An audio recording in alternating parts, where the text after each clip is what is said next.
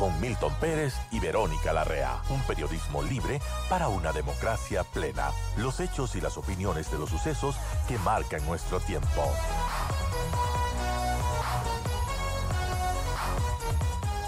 Amigos, ¿qué tal? Muy buenos días. Iniciamos esta edición de jueves 3 de enero. Les invitamos a que nos acompañen hasta las 9 de la mañana. Atención quienes van a salir en auto. Recordarles que en Quito rige el pico y placa para las placas terminadas en 7 y 8. También tienen sugerencias, comentarios, son bienvenidos. Los invitamos a seguir nuestra cuenta de Twitter, @radiosucesosdc, y con el hashtag La Noticia en Sucesos, todos sus comentarios y sugerencias. Gracias también a nuestros auspiciantes, a NetLife y Emaceo. ¿Qué tal, Milton? Hola, Vero, amigos, buenos días, ¿cómo están? Son las 7 de la mañana con 2 minutos. Empezamos hoy, jueves 3 de enero. Hay noticias importantes, tenemos invitados importantes para hablar de los temas coyunturales. Va a estar con nosotros en breve Genaro Baldión, presidente de la Asociación Ecuatoriana de Empresas Automotrices. Vamos a analizar los resultados del año pasado, del 2018, las perspectivas para 2019 y sobre todo la coyuntura del tema del incremento de los combustibles. ¿Cuánto va a impactar el incremento de los combustibles en el sector automotriz del Ecuador? Así es, amigos. Bueno, también estará con nosotros Andrés Isch, secretario de Planificación del municipio de Quito, y nos va a comentar cómo es esta reestructuración institucional que está haciendo el municipio y que anunció el alcalde Mauricio Rodas a pocos meses ya de terminar su mandato como alcalde. Y seguiremos conociendo las intenciones, los planes de los candidatos a la alcaldía de Quito. Estará hoy César Montúfar, también candidato, también busca gobernar a la ciudad a partir del mes de mayo. Y también estará Luis Felipe Vizcaíno, presidente de la Federación Nacional de Transporte Pesado. Esto sobre el impacto de la modificación al precio del diésel. Recordemos que hoy estaban anunciando posibles movilizaciones la gente del transporte pesado. Habrá reuniones, también se reúnen los representantes del sector de comercialización de derivados de petróleo, los quienes se distribuyen combustibles en el país. Anoche, desde la tarde hasta la noche, se reunieron en el Palacio de Gobierno autoridades del Ejecutivo con los representantes del gremio de los taxistas. Ayer los transportistas urbanos dijeron que no estaban de acuerdo con la forma ofrecida del gobierno para subsidiar a los transportistas. Esto es mediante una tarjeta electrónica, una tarjeta de débito, una tarjeta con recargas. Se va cayendo la propuesta del gobierno. Incluso ya los propios taxistas, ayer se preveía una reunión a las 11 de la mañana en el Palacio de Gobierno. Finalmente esa reunión no se dio y los taxistas dijeron que quieren negociar directamente con el presidente de la República. No obstante, el presidente Moreno estaba previsto llegue anoche de sus vacaciones en España. Los taxistas se reunieron con algunos funcionarios, entre ellos Juan Sebastián Roldán, el secretario particular del presidente de la República. Hoy habrá anuncios. Y bueno, realmente la situación es tensa porque en el sector del transporte no convencen los ofrecimientos del gobierno para mantener el subsidio focalizado. Se espera que el 15 de enero suba el diésel y ahí habrá más movilizaciones, más problemas. Ayer, por ejemplo, transportistas escolares cerraron la Panamericana Norte en el sector de Piquiucho, en la provincia de Carchi, esto cerca del sector del Juncal. Y ayer la gasolina extra, la gasolina super, atendiendo esta liberación atada al precio del petróleo, bajó y amaneció aproximadamente con 2.90 el galón. Ese margen de comercialización regirá durante el mes de enero. Amigos, en otros temas importantes, Milton, amigos, la despenalización del aborto entra hoy a debate en la Asamblea Nacional. Esto, pues, despenalizar el aborto en casos de violación, incesto y malformaciones del feto. Es uno de los temas que hoy se tramita en el primer debate como parte de las reformas al Código Orgánico Integral Penal, que también incluye materias como despenalizar el uso del cannabis y herramientas para la lucha contra la corrupción. Esto va a estar en la Asamblea Nacional. El informe para primer debate fue ya aprobado en la Comisión de Justicia, con 7 votos a favor de las bancadas de la llamada Revolución Ciudadana y 2 abstenciones. La despenalización del aborto por violación fue planteada por la Defensoría del Pueblo, según el documento, y pues hoy estaremos muy atentos también a lo que suceda en la Asamblea. Así es el primer debate de un tema polémico, un tema que hay que seguirlo de cerca, aunque hoy no se va a resolver nada. Seguramente vamos a conocer ya las posiciones de muchos asambleístas y vamos a ver qué es lo que piensan muchos representantes de los ecuatorianos en la Asamblea Nacional. Siempre les recordamos que nos sigan en nuestras redes sociales, en nuestro Twitter, @radiosucesos.es. Participe ya mismo con Genaro Baldión, el presidente de la Asociación de Empresas Automotrices del Ecuador. Estará con nosotros. Use el hashtag La Noticia en Sucesos. Y otro tema importante, uno que causó revuelo en las últimas horas, es la famosa licencia de María Alejandra Vicuña, quien se reincorporó al servicio de rentas internas tras 9 años de constantes licencias. Ayer finalmente se pronunció el ministro de Trabajo, Raúl Clemente Ledesma, quien dijo que debería iniciarse un sumario administrativo contra Alejandra Vicuña. Dijo que las ampliaciones de las licencias de Vicuña fueron ilegales, fueron tomadas al margen de la ley. Por ejemplo, la licencia que solicitó en 2007 fue como funcionaria de carrera del SRI, pero luego en 2009 solicitó una nueva licencia para participar en las elecciones parlamentarias y fue electa asambleísta. Luego prorrogó su licencia cuando fue designada por el presidente Moreno como ministra de Vivienda y vuelve a prorrogar su licencia cuando fue elegida en enero del año anterior como vicepresidenta de la República. Renuncia a la vicepresidenta por este escándalo de los diezmos y se reincorpora al SRI. Y advirtió el ministro de Trabajo que tiene que haber sanciones, no solo para Alejandra Vicuña, sino para todos los funcionarios que participaron en el otorgamiento ilegal de las licencias a Alejandra Vicuña. Así llama la atención lo que dijo Raúl Ledesma, ¿no? Cuando el SRI defendía esta posición y defendía que la ley amparaba a María Alejandra Vicuña, y pues él dijo así: el SRI no debió haber otorgado en nuestro criterio jurídico los permisos que otorgó, en lo que señalamos, así como asambleísta, no así como vicepresidenta definitiva, no así como ministra de Gobierno. Y bien, estamos listos para presentar a nuestro siguiente invitado, Genaro Baldión, presidente de la Asociación de Empresas Automotrices del Ecuador, AEADE, y pues vamos a conversar acerca del impacto en el alza de los combustibles. Bueno, y justamente las personas que estaban considerando adquirir un vehículo, ha mencionado Genaro, al menos van a evaluar cuál va a ser el costo de mantenimiento del mismo, el costo en términos de combustibles también. Eso ha comentado Genaro Baldión a la prensa, y pues ahora está aquí con nosotros para ampliar esto que está sucediendo y este impacto que tenemos. Son las 7:09. Gracias, Genaro, por acompañarnos. Buenos días, feliz año. Y bueno, 2018 fue un año bastante bueno para el sector automotriz del Ecuador. Finalmente los cálculos que ustedes tenían de que el sector crezca en un 33% con respecto al año 2017, se cumplieron. Muy buenos días, muchas gracias por la invitación, felicidades también, un feliz año a todos. En efecto, el sector automotor de comercialización de vehículos nuevos particularmente viene un proceso de recuperación durante los 2 últimos años. En el 2018, en efecto, tuvimos un crecimiento del 32%, cercanos al 33%, que estaba acorde con nuestras proyecciones. Todavía por debajo de lo que, por ejemplo, significaba en el 2011 el nivel de ventas de vehículos nuevos en el Ecuador. Pero sí es una recuperación significativa que va acorde a varios factores también que impulsaron este proceso de recuperación.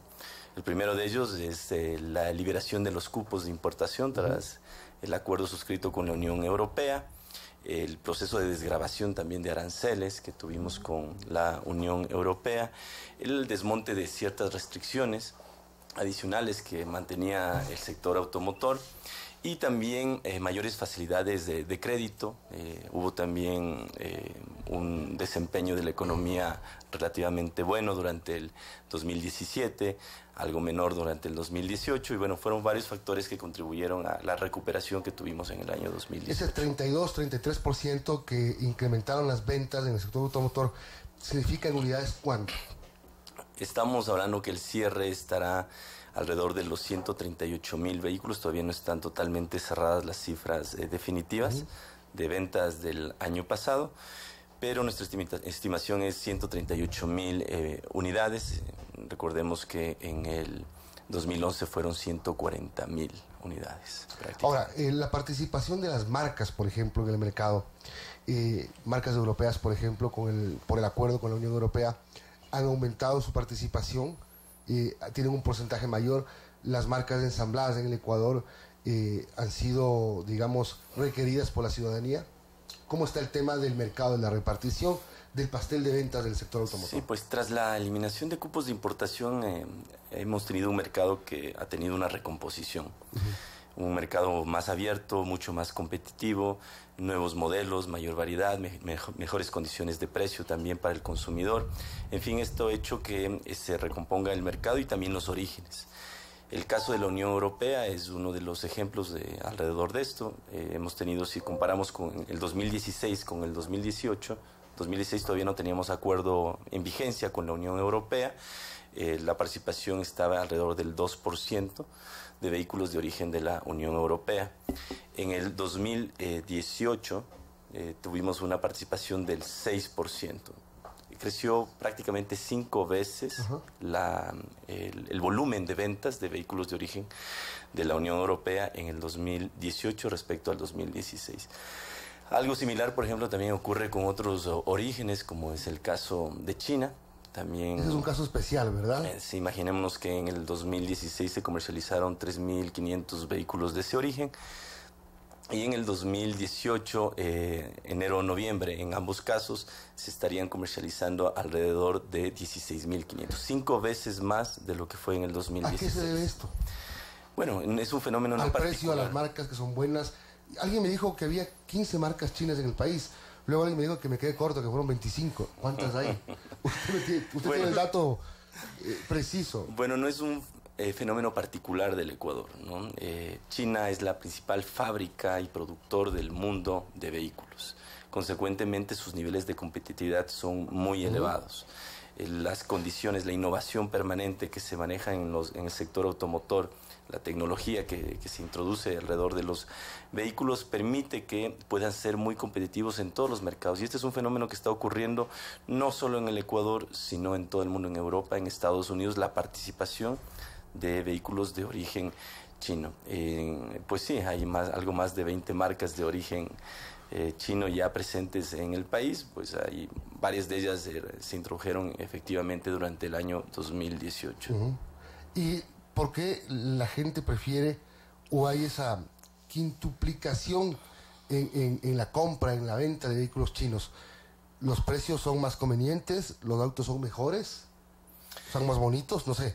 Sí, bueno, lo primero que debemos tener en cuenta es que hay variedad, una gran variedad y una gran oferta que tal vez no contábamos durante el año 2016 o años anteriores, en las que estábamos restringidos con unos límites máximos de unidades, unos límites máximos de valor a través de un sistema de cupos de importación de vehículos en el Ecuador. ¿Qué ocurre a partir del año 2017?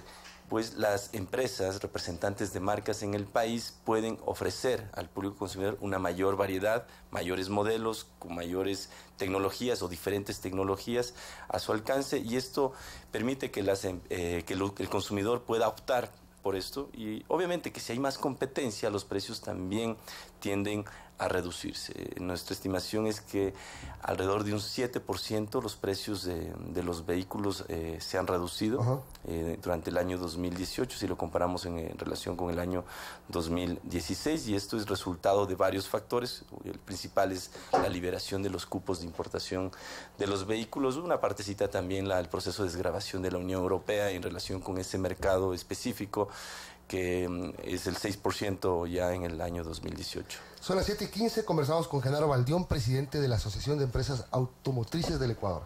Justo lo que mencionaba Genaro, este acuerdo comercial que la Unión Europea cumple su tercer año y pues hay una nueva desgravación de aranceles y en ello también están incluidos los vehículos. Cuéntenos cuál será esa reducción de los precios, qué previsiones se tiene también para el mercado ecuatoriano.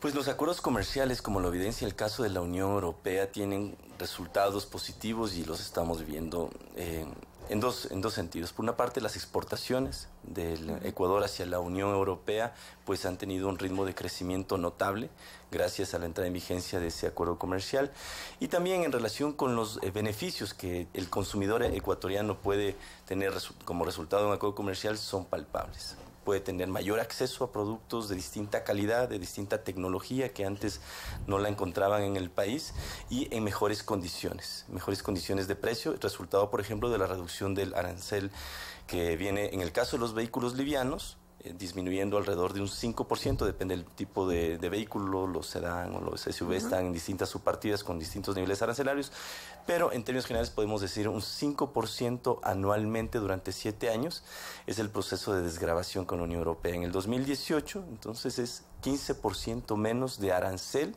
que pagan los vehículos de origen de la Unión Europea, si lo comparamos con vehículos de origen coreano, americano o de otros orígenes, chino, por ejemplo, que sí pagan la totalidad de aranceles. Hay otros orígenes que tampoco pagan arancel, como es el caso de Colombia, que también es un proveedor de vehículos al Ecuador, como resultado de un acuerdo comercial que tenemos ya durante muchos años con la comunidad andina. Ahora sí, el tema que seguramente usted me va a decir si va a afectar a la planificación o la perspectiva que tienen para 2019, la medida del gobierno de incrementar o de eliminar los subsidios a los combustibles. ¿Cuánto va a afectar en la perspectiva que tenían ustedes para 2019? Primero, ustedes ya tenían un cálculo hecho antes de octubre que el gobierno decide desmantelar el subsidio de la gasolina super, por ejemplo. Luego, a final de año, viene el tema de la gasolina extra y también se va a sumar el tema del diésel. ¿Cuáles eran las perspectivas que ustedes tenían para este año y cómo se entera esto? Bueno, en el sector y en las distintas empresas, no solo del sector automotor, sino también de varios sectores empresariales, hemos discutido alrededor de la problemática y la temática de los subsidios en Ecuador, y particularmente los subsidios a los combustibles, que son un componente distorsionador al final de cuentas de la economía. ¿Y por qué decimos distorsionador? Porque si tomamos en cuenta que durante el periodo 2007 al 2017 destinamos 45.000 millones de dólares a los subsidios de los combustibles, según estimaciones del Observatorio de Política Fiscal, 45.000 millones y apenas 18.000 millones de inversión en salud pública en el Ecuador, pues algo no está bien, no suena bien. 45.000 millones de dólares. El tema del gas doméstico, ¿no? Que es uno de los que se lleva bastante la verdad es que no es mucho. No es mucho, ¿no? En proporción es en primer lugar el diésel, después las gasolinas y la verdad es mucho menos el gas, la verdad no es tanto el gas. Sí, efectivamente, en los combustibles en general son estos 45.000 millones de dólares, pero comparémoslos con los 18.000 millones de dólares que destinamos a salud. Y toda la deuda externa para ese entonces alcanzaba apenas 33.000 millones de dólares. O sea, con eso que gastamos o derrochamos, como queramos decirlo, en subsidios de combustibles, podemos haber pagado toda la deuda externa del Ecuador o haber destinado, incluso, ¿por qué no? Nosotros planteamos que ciertos sectores pueden tener vulnerables subsidios y está bien ampliar la base de beneficiarios del bono de desarrollo humano, por ejemplo, o por qué no, el transporte público, el urbano, el intercantonal, puedan tener ciertas condiciones más ventajosas, acompañadas de políticas de Estado que incentiven el transporte público más eficiente, y si es necesario hacer inversiones o tener algunos subsidios alrededor de eso, no hay problema. El asunto es cuando es un subsidio indiscriminado que todo el mundo pues efectivamente puede acceder. Es correcto, lo que usted dice es correcto, claro. Tener estos subsidios, una carga terrible para un Estado que además se empobrece cuando baja el petróleo. Sí, de acuerdo. Pero el tema del impacto, es decir, creo que la mayoría del país está de acuerdo en que hay que racionalizar el tema de los subsidios. Muchos dicen, ¿por qué le tengo que pagar el subsidio a alguien que maneja una camioneta de un motor 4.600, por ejemplo? Y ahora otros dicen, ¿por qué tengo que pagar el subsidio a un taxista? Es decir, la focalización en este momento. Ya no hablamos de un poco lo que tenemos que pagar y la racionalización del subsidio. Hablamos de a quienes tiene que seguir beneficiando realmente. Así es, y el gobierno ha tomado desde el año pasado ya algunas medidas orientadas a racionalizar los subsidios. La primera de ellas estuvo enfocada a la super. Nuestro planteamiento al respecto, que era una medida aislada que no iba a contribuir absolutamente a nada. Porque iba a haber un cambio, la gente se iba a la extra. Así es, una migración posiblemente del consumo de gasolina súper, que ya veníamos en niveles de incremento, pues podíamos empezar a una reducción, y eso se evidenció, un 40% prácticamente reducción del consumo de la gasolina súper, y gran parte de eso migró, otra parte también se frenó el contrabando, porque tengamos presente que nosotros subsidiamos también a las poblaciones de Colombia y Perú, al final de cuentas los ecuatorianos, porque una cantidad considerable que no la tenemos estimada, el gobierno tampoco la tiene estimada, también fluye por las fronteras a los dos países vecinos.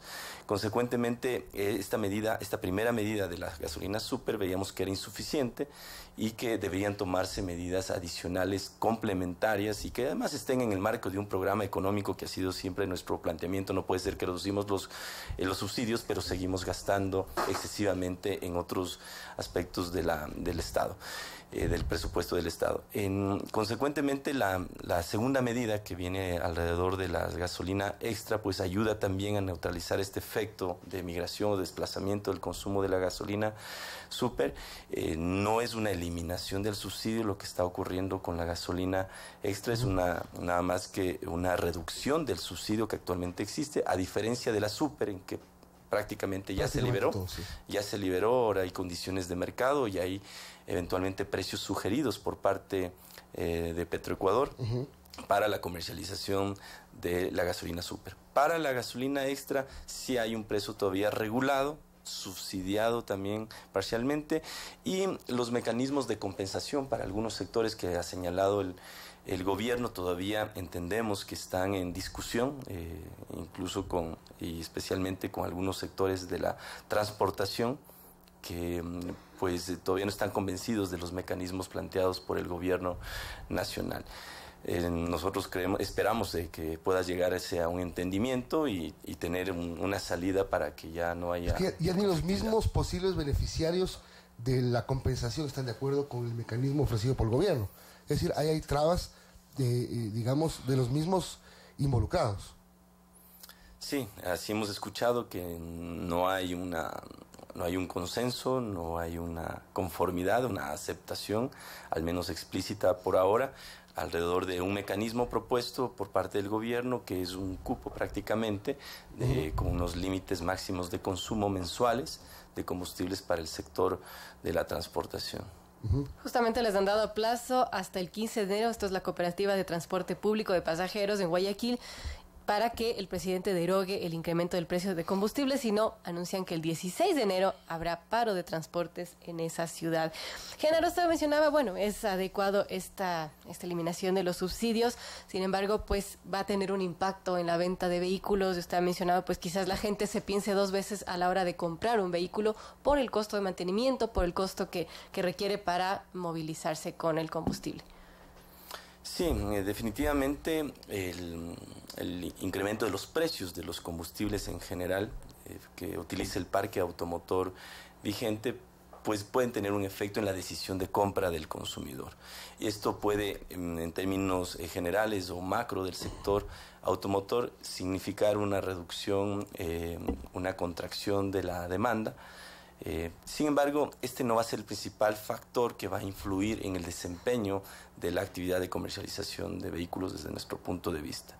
Va a estar muy ligado más bien al desempeño de la economía en su conjunto, de las facilidades del acceso al crédito, si los depósitos de los ecuatorianos en los bancos, en las cooperativas, siguen todavía manteniéndose en los niveles que hemos venido manejando durante el año 2018, y hay condiciones de acceso a crédito, todavía tendremos un mercado y una demanda de parte del consumidor. Si hay una contracción del crédito, aquí también tendremos una contracción. Si hay falta de liquidez, porque por ejemplo hay una reducción en los puestos de funcionarios públicos muy significativa, pues eso también puede influir en la liquidez en la economía ecuatoriana, y las personas que optan podrían ser menores a la adquisición de un vehículo. Entonces hay varios factores, este puede ser uno, no creo que sea, no va a ser el decisivo. Sí, puede pensar si un ciudadano quisiera comprar un vehículo, decir, ya no me compro un auto, voy a seguir andando a pie,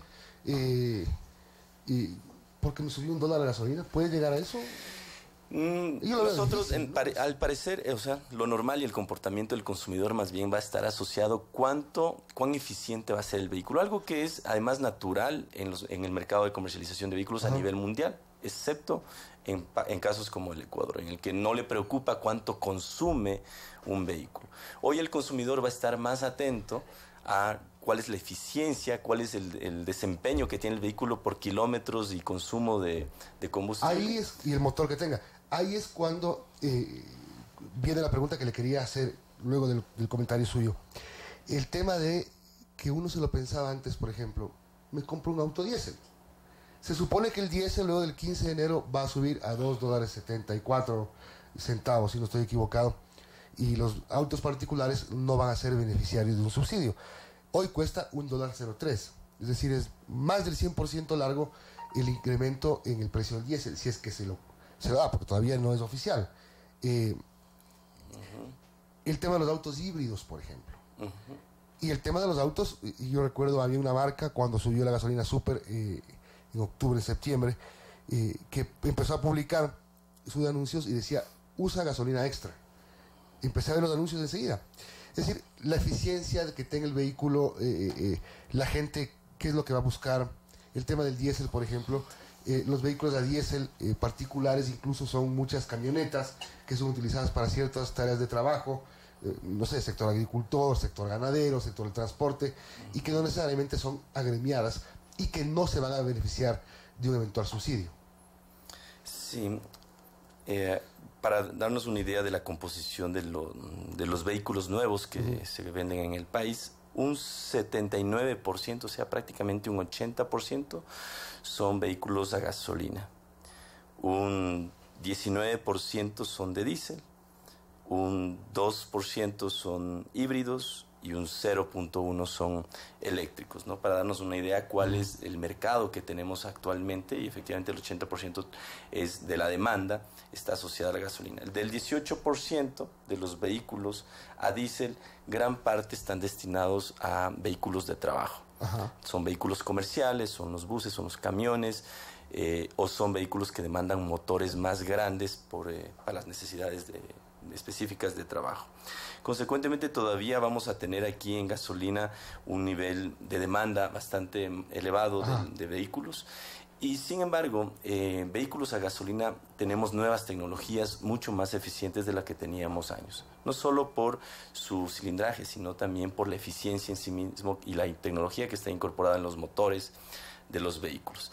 Esto va a permitir que también los consumidores puedan analizar más detenidamente, bueno, cuál es el desempeño de un vehículo, incluso que sea gasolina o que sea híbrido, o sea, que consuma también gasolina, pero que tenga un motor de acompañamiento eléctrico, cuán eficiente puede ser ese vehículo. Y eso es bueno.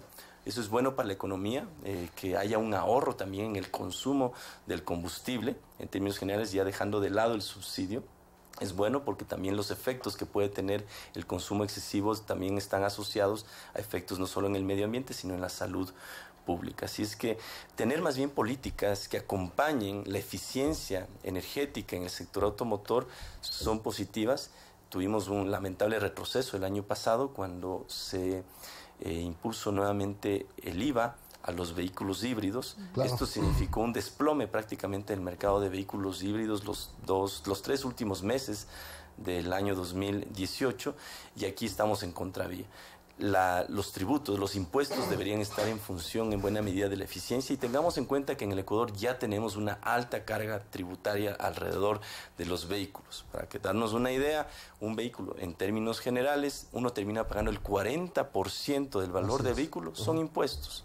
Y si es que el vehículo tiene mayor tecnología, tiene un mayor precio, consecuentemente, tiene mayores prestaciones, al final de cuentas puedes llegar a pagar un 50 hasta 60% del valor del vehículo en impuestos. Esto es algo que también debemos racionalizar en función de políticas, por ejemplo, de eficiencia energética, de efectos en emisiones. Por ejemplo, la matrícula en el Ecuador es bastante elevada si la comparamos con cualquier otro país. Estamos, la verdad, en el país de los impuestos más elevados del sector automotor, y es algo que deberíamos también empezar a discutirlo en el país. Bueno, finalmente, ¿cuánto es la expectativa en porcentaje que tienen ustedes para 2019. El 2018 cerró con el 33% respecto al año anterior. ¿Hoy qué espera? Pese a todo lo que está pasando. Bueno, tenemos 2 años de recuperación y también de reposición del mercado automotor.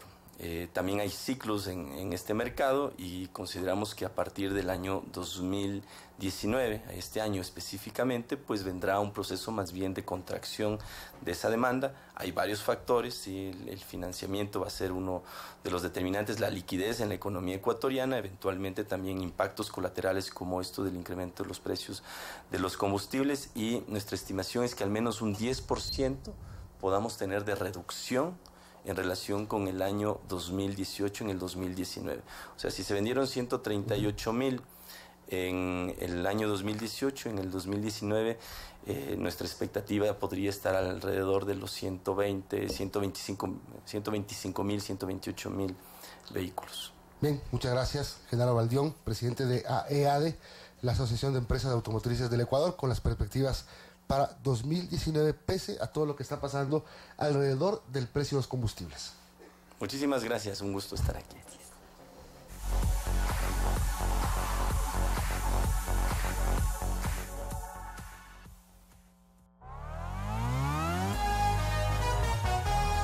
Su noticiero Sucesos regresa luego de este espacio publicitario. 7:33. Inicio de espacio publicitario. Bessie, buen día. ¿Qué es esto de los contenedores de colores? Facilito, vecino. Ahora Quito cuenta con recolección diferenciada. ¿Y eso? Los contenedores verdes son para orgánicos, los azules para papel, plástico y cartón, y los negros para desechos comunes. Bessie, ¿usted trabaja en Emaceo? No, vecino. Yo soy una ciudadana que quiere a Quito. Conozca más de la recolección diferenciada en www.emaceo.gov.es/Quito Reciclar. Quito cuenta contigo. Fin de espacio publicitario.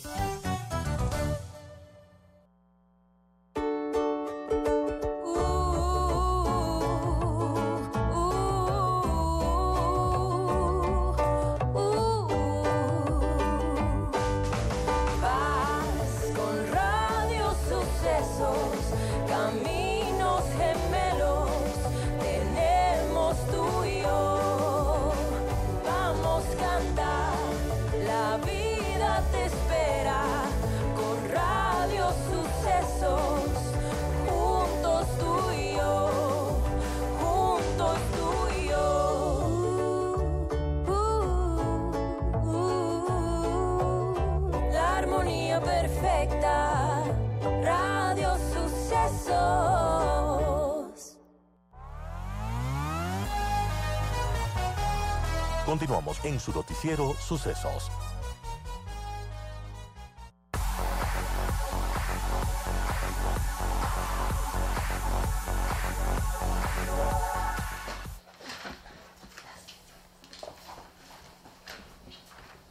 Amigos, estamos de regreso, son las 7:34 y bueno, ya en poco estaremos conversando con Andrés Isch, secretario de Planificación del municipio de Quito, sobre estos cambios que está haciendo el municipio. Y antes de que el alcalde de Quito, Mauricio Rodas, deje su cargo, justamente el 14 de mayo del 2019 se concretará una reestructuración orgánica del municipio capitalino.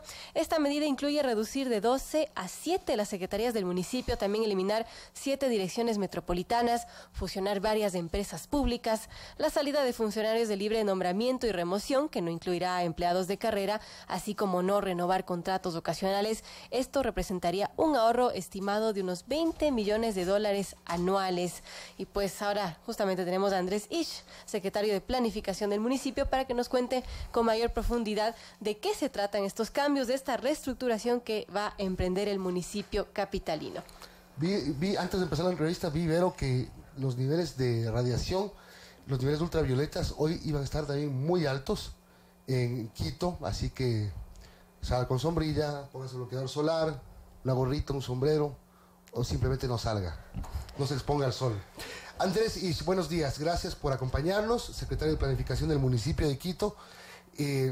La primera pregunta es: ¿por qué se hace esta reestructuración del municipio a pocos meses de que se termine la administración municipal? ¿Y por qué no se hizo al principio? Hola Milton, Verónica, muchas gracias por la invitación. No es algo que se está haciendo en este momento. La importancia de esta reforma viene sobre todo porque tiene un sustento técnico muy fuerte detrás, que comenzó con un trabajo en el año 2015, cuando se levantó primero un diagnóstico sobre la situación del municipio. Ese diagnóstico determinó que había que emprender en una serie de acciones para poder llegar a una reforma institucional adecuada y que sea una cosa que pueda realmente beneficiarles a los quiteños. Después de este diagnóstico, por ejemplo, se logró levantar una matriz de competencias que no existía en el municipio, es decir, las dependencias municipales hacían una serie de cosas, pero todo estaba en normas regadas por distintos lugares, no tenían alguna claridad en varias de las acciones que realizaban. Se racionalizaron mucho los servicios y los procesos, es decir, se entendió de dónde venía esa capacidad para dar un servicio y cuáles eran todos los pasos necesarios para que ese servicio llegue a la ciudadanía. Cuando se tuvo toda esta información, ahí sí se pudo comenzar a trabajar en una propuesta de reforma institucional. La reforma institucional, por lo tanto, es este trabajo de 3 años y básicamente lo que está buscando es una eficiencia en la prestación de servicios a la ciudadanía. El adelgazamiento del municipio, el hacerlo más ágil, es una de las herramientas que se tiene para que los servicios mejoren. Pero también está, por ejemplo, el mejorar o simplificar los procesos, el identificar pasos innecesarios que tenga que tomar la ciudadanía para acceder a esos procesos, entonces, o a esos servicios. Entonces, no es una cosa de última hora y más bien me parece que es una decisión bastante responsable dejarle el municipio saneado a la próxima administración. Pero, a ver, usted dice que empezó esto en el 2015, pero nos venimos a enterar ahora, es decir, no lo comunicaron de acuerdo, de una manera correcta, porque lo que está pasando es que empieza la campaña y salta que el municipio o que el alcalde Rodas se empeña en hacer una reestructuración y que la administración Barrera dejó un municipio con trámites largos, engorrosos, es decir, un municipio pesado en el tema administrativo e incluso candidatos a alcalde como Juan Carlos Holguín, por ejemplo, públicamente le pidieron a la administración Rodas que no haga nada, que deje como está y que el nuevo alcalde será quien se encargue de hacer esta reestructuración. A ver, yo creo que el estado en el cual el exalcalde Barrera dejó el municipio lo conocemos todos. Fue una de las razones por las cuales perdió las elecciones. La segunda cosa que es importante es que el alcalde Rodas no está de candidato, es decir, esto no tiene un cálculo electoral, no tiene un cálculo político, que podría pensarse si es que él estuviera en la papeleta, claro. ¿No es cierto? Entiendo que los candidatos, si es que no conocen el contenido de la reforma, puedan tener también un discurso político alrededor de esto. Yo no le he escuchado a ninguno de los candidatos oponerse al contenido o al fondo de la propuesta de reforma, sino solamente al tiempo. Ajá. Sin embargo, si es que nos quedamos en el tiempo, yo pregunto qué es más conveniente, que esta administración, con la experiencia que ya tiene en el trabajo, además con todo el trabajo que se ha realizado, el trabajo técnico que se ha realizado, asuma el costo político de hacer una optimización municipal, o dejar la siguiente que comenzará de cero, tendrá nuevamente que hacer un diagnóstico por sí mismo y perderá tiempo que sea bastante útil. La ventaja para el nuevo alcalde, sea quien sea, es que todo este soporte técnico le permitirá hacer ajustes si es que así lo considera necesario. Por otro lado, debemos recordar que no toda la reforma depende exclusivamente del alcalde. Hay una parte importante de la reforma que depende del Consejo Metropolitano y esa parte de la reforma seguramente tomará un tiempo más largo en que finalmente se termine de acoger o aprobar. Veremos si es que se acoge parcialmente, veremos si es que se acoge en su totalidad. Pero lo que esté en manos del alcalde, a mi parecer, más bien es algo de responsabilidad del alcalde el que lo haga apenas se puede hacer, y esto se lo ha podido hacer una vez que se ha terminado todo ese trabajo previo técnico que es muy importante. Ahora, todas estas reformas no necesitan el visto bueno del Consejo Metropolitano. ¿O qué parte de las reformas necesitan aprobación del Consejo? La parte que se refiere a las empresas públicas depende del Consejo Metropolitano. Las funciones, competencias, fusiones, pero también competencias, por ejemplo. Puede ser que ciertas empresas, no me quiero adelantar al anuncio que hará el alcalde con respecto a las empresas, pero puede ser que ciertas empresas no necesiten tener todas las funciones que tienen en este momento. Ajá. Hay empresas que ya están en proceso de fusión. por ejemplo, la empresa de recolección de basura con la empresa de gestión integral de residuos sólidos, Maceo y Hears, se están fusionando en este momento. Increíblemente, la anterior administración decidió dividir en dos empresas la gestión de los residuos de la ciudad. Es decir, creó una empresa con una carga burocrática grande, ¿no es cierto?, para recoger la basura, y creó otra empresa distinta para que esa misma basura sea procesada o sea tratada en los rellenos sanitarios. Sin ninguna lógica, sin ningún sentido técnico. Esa es una de las cosas que se están corrigiendo. Todo esto que depende del Consejo Metropolitano, evidentemente no es algo sobre lo que el alcalde Mauricio Rodas pueda garantizar que se lo haga de manera inmediata. Conocemos además cómo ha actuado el Consejo Metropolitano desde el comienzo de esta administración. ¿Qué dice el Consejo? ¿Se está oponiendo al tema de lo que le compete aprobar? El Consejo Metropolitano ha tenido lamentablemente una actitud de bloqueo permanente hacia las iniciativas del alcalde. Sabemos que el alcalde nunca tuvo mayoría en el Consejo. Ha sido una relación complicada y espero que en esta última época la actitud del Consejo, especialmente de quienes no están de candidatos a la reelección, es una actitud pensando mucho más en la ciudad. Pero más allá de eso, Milton, yo creo que es importante ver lo que sí se puede hacer sin depender de estos temas políticos, y eso que se puede hacer es darle a la ciudadanía un municipio mucho más eficiente.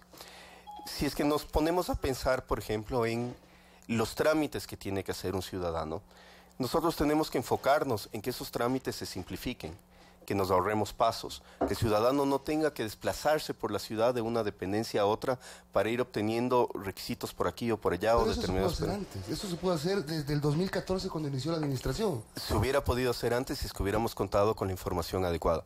El municipio de Quito lamentablemente... Pero es fácil que un ciudadano vaya a la revisión del Bicentenario y le manden a pagar en el Banco del Pacífico y no hay una agencia del Banco del Pacífico, una ventanilla, una silla, una cajera, y uno tiene que salir e irse. Es decir, había cosas que, esto es un ejemplo, pero había cosas que estaban a la luz pública. ¿Se dan cuenta 4 años después? No, hay cosas que se han mejorado y se han optimizado durante estos 4 años. Esas no, por ejemplo, a través del balcón de servicios del municipio de Quito se han simplificado una serie de trámites, se han digitalizado otros trámites.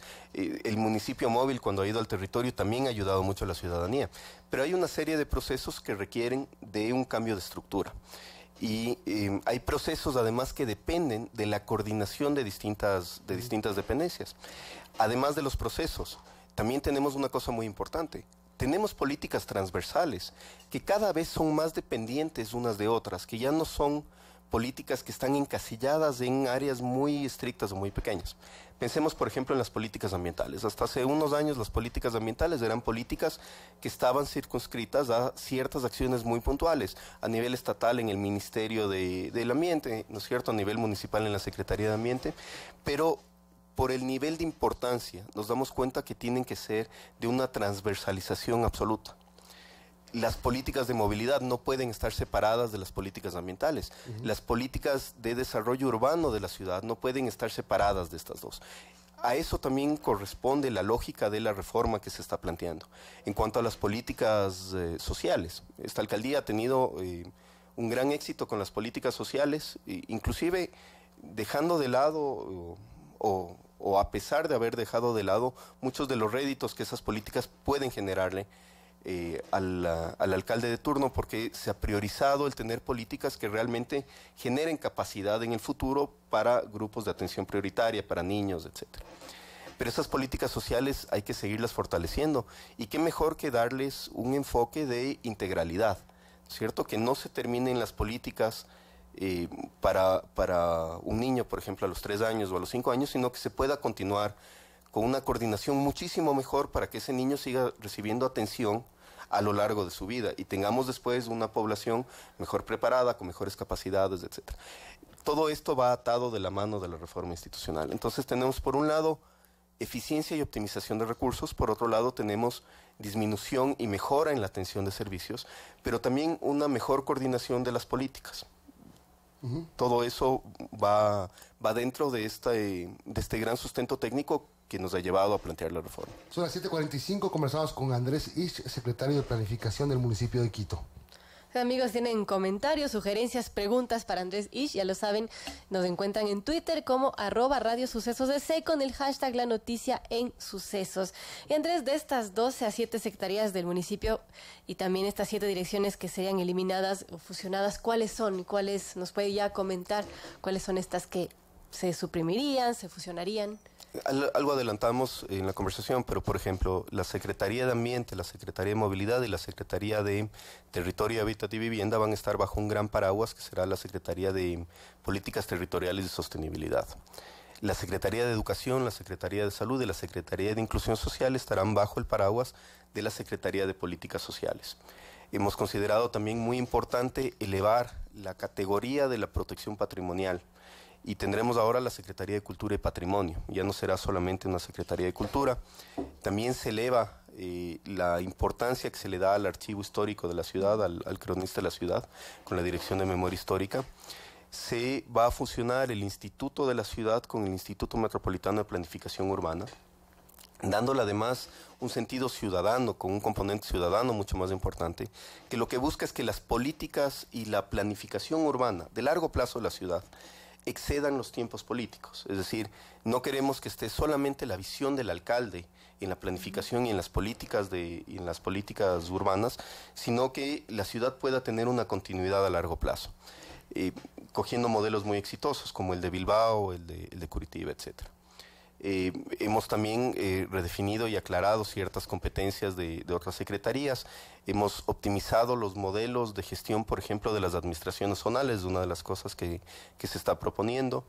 Estamos proponiendo en esta reforma la creación de un fondo de innovación para que cuando la ciudad tenga necesidades de ciertas soluciones a las que no pueda llegar la administración pública por sí misma, pueda salir a buscar soluciones innovadoras en la ciudadanía, en los privados. Esas son en general las reformas más importantes dentro de lo que tiene que ver con el Ejecutivo, con lo que puede hacer el alcalde metropolitano con una resolución. Son 11 empresas públicas las que existen. 12 en este momento. 12. A ver, agua potable, Emaceo, gestión de residuos, hábitat, metro, metrobús, movilidad, turismo, rastro, logística y servicios aeroportuarios. ¿Cuál me faltó? Mercado mayorista, me parece que no lo Mercado mencionaste. mayorista, sí, aquí no decía nada.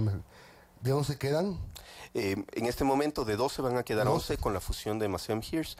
El alcalde va a hacer el anuncio de la propuesta de reducción de empresas. ¿Qué es lo que se busca? ¿Cuándo va a ser el anuncio del alcalde? Entiendo que en los próximos días. Que no haga en mayo, porque si no... No, pero recordemos que es un anuncio que se tiene que hacer además para que pase en algún momento por el Consejo Metropolitano.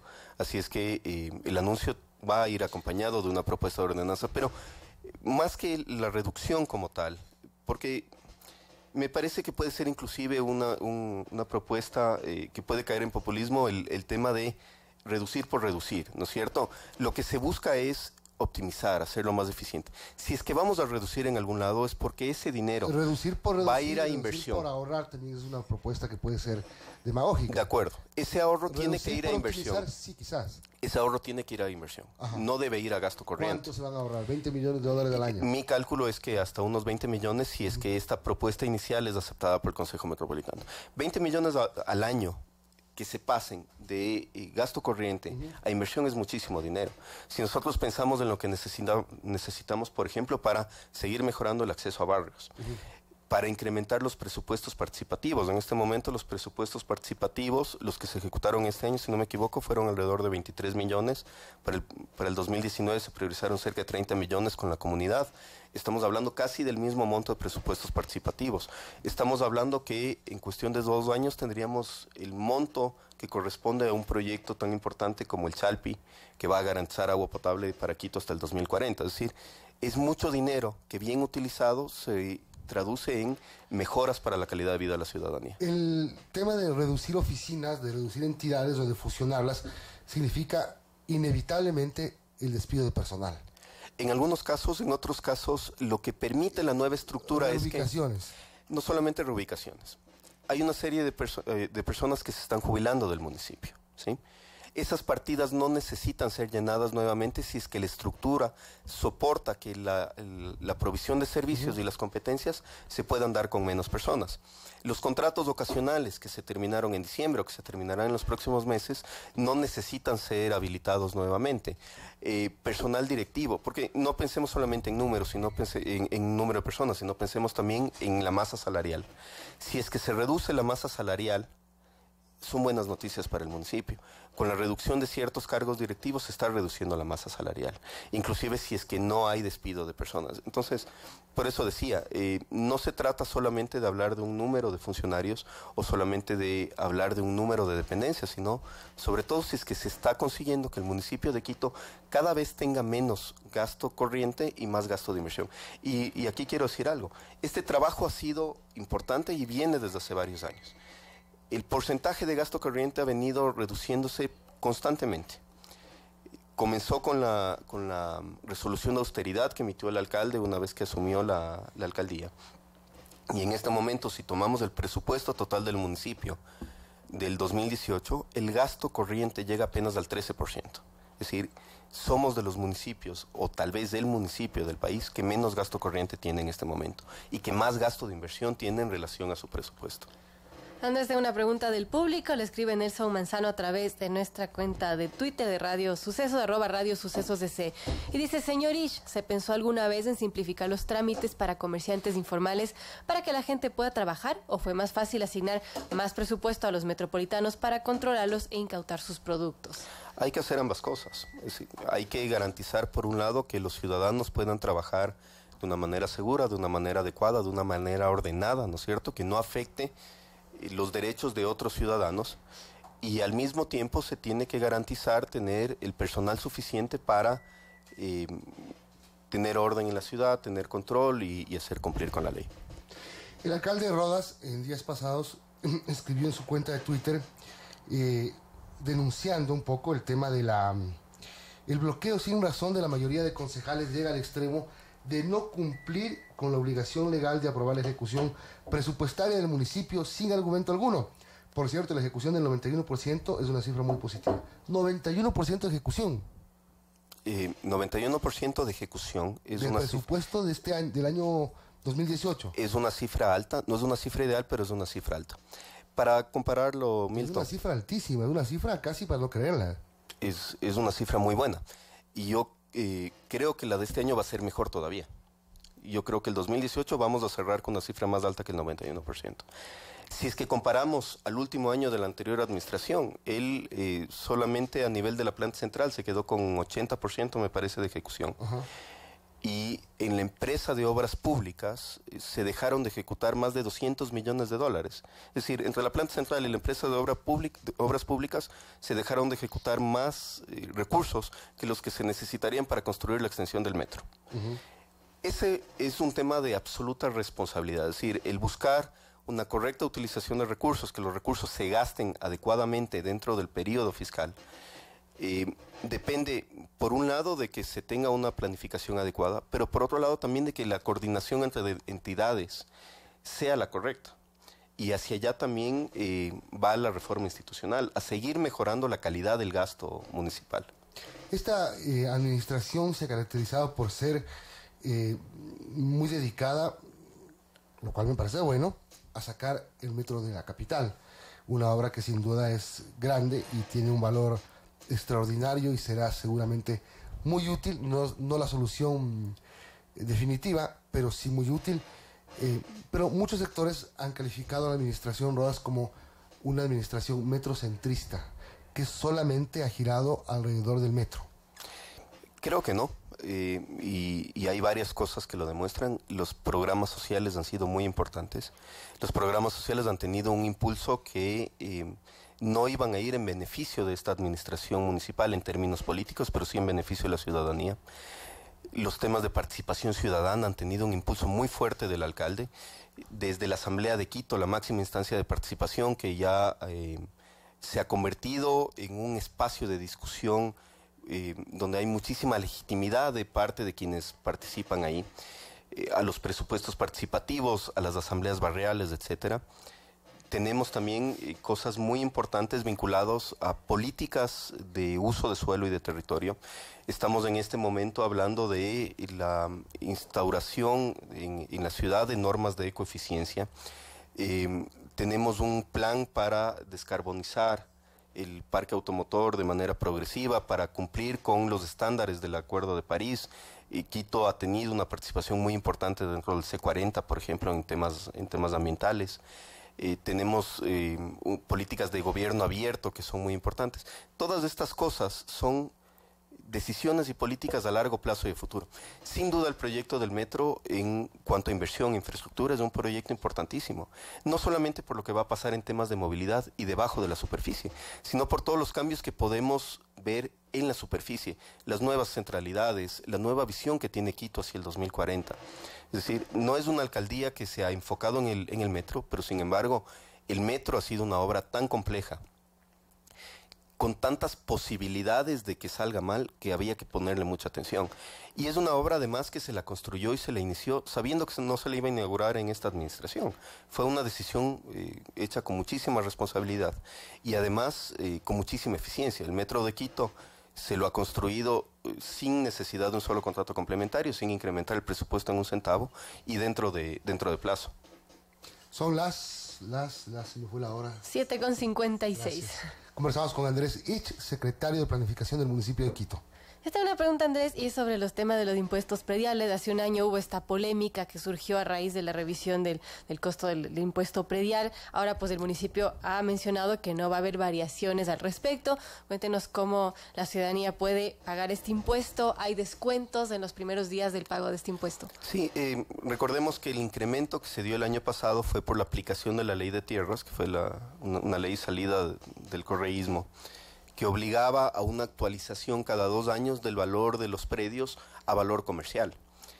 No fue la tarifa del impuesto lo que subió, fue esa actualización del valor de los predios aplicando la ley, no una ordenanza metropolitana. En este año no hay que hacer una actualización del valor de los predios, por lo tanto se mantiene exactamente lo mismo. Y hay descuentos, de lo que entiendo, porque este es un tema que no lo... De 10% en este mes y llega, me parece que llega hasta el 1% en el mes de julio. Sí, mientras más, exactamente, mientras más rápido paguen los ciudadanos, van a tener unos descuentos más grandes. Bueno, Mauricio Rodas ha dicho, no quiero que el próximo alcalde le pase lo que me pasó a mí, recibir un municipio inmóvil, pesado, engorroso y con procesos indefinidos que generaban excesiva carga burocrática y dificultades enormes para el usuario. O sea, vamos a usar la frase que se hizo cliché y famosa en los últimos 20 meses. La mesa servida. ¿Quieren dejar la mesa servida para el próximo alcalde? Es una frase que nos da bastantes malos recuerdos. Así es. Y creo que la clave está en la transparencia y en la honestidad de quien lo propone. Es decir, el municipio de Quito tiene no solamente abierta su información a cualquiera que la quiera consultar, sino también se ha caracterizado por ser una administración de puertas abiertas, una administración donde la tolerancia, los principios democráticos, etcétera, siempre han sido bien recogidos. Y en base a esos principios democráticos y esas creencias democráticas, entre otras cosas, el alcalde ha decidido no presentarse a las elecciones. Y en el mismo sentido, creemos que la transición hacia la siguiente alcaldía es clave para garantizar que la ciudad siga avanzando por un camino adecuado. No solamente con una reforma institucional, sino también dejando en marcha una serie de proyectos que al nuevo alcalde le puedan permitir arrancar su gestión desde el día 1. Bueno, esperaremos en los próximos días el anuncio del alcalde, ya con mayor detalle de lo que va a pasar. Y la frase quizá que le puede caber en este momento al municipio es, más vale tarde que nunca. No, yo creo que lo que más vale es hacer bien las cosas. Aunque tarde. En el momento que se las puede hacer adecuadamente, porque, mira Milton, en el 2011 se hizo una reforma institucional. Lo que mucha gente está diciendo en el 2011 se hizo una reforma institucional mediante la resolución 2011-A010, y esa reforma institucional no corresponde a un modelo técnico, sino que era una copia del Estado central y de la visión correísta del Estado gigante, ¿no es cierto?, y acaparador. Entonces, mucha gente, muchas secretarías. La consecuencia es lo que tuvimos lo que tuvimos después. El no hacer una reforma técnica nos ocasiona un municipio lento, obeso y con menor calidad de servicio para la ciudadanía. Bueno, lo que pasó con Barrera, por ejemplo, es que se dedicó casi la mitad de su periodo a desmontar la infraestructura que montó Paco Moncayo, por ejemplo. Por revanchismo, en lugar de por hacerlo de manera técnica. Entonces, más allá del tiempo que ha tomado, de los 3 años, lo que a nosotros nos da la confianza es el sustento técnico que viene detrás de esta propuesta. Bien, son las 8 de la mañana. Gracias, Andrés Ich, secretario de Planificación del municipio. Vamos a hacer una pausa. Viene César Montúfar, candidato a alcalde de Quito.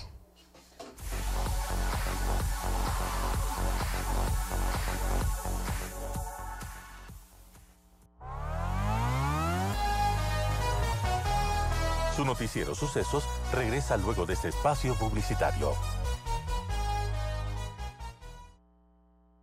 8 horas, 1 minuto. Durante 2018 se recibieron 3.208 toneladas de desechos sanitarios que fueron tratadas en la planta especializada de relleno sanitario de Quito. La municipalidad, a través de la empresa pública metropolitana de gestión integral de residuos sólidos, brinda el servicio de recolección, tratamiento y disposición final de este tipo de desechos generados en hospitales, clínicas, veterinarias, estéticas, entre otros, cuyo objetivo es reducir los riesgos de contaminación, así como cuidar el ambiente y la salud de los quiteños y quiteñas.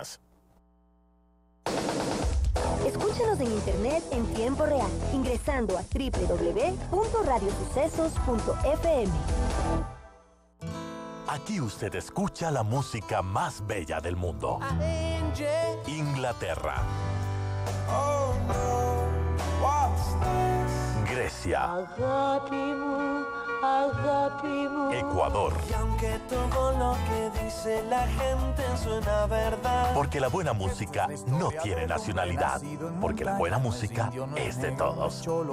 Radio Sucesos 101.7.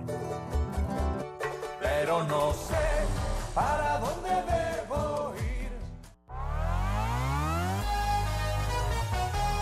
Continuamos en su noticiero Sucesos.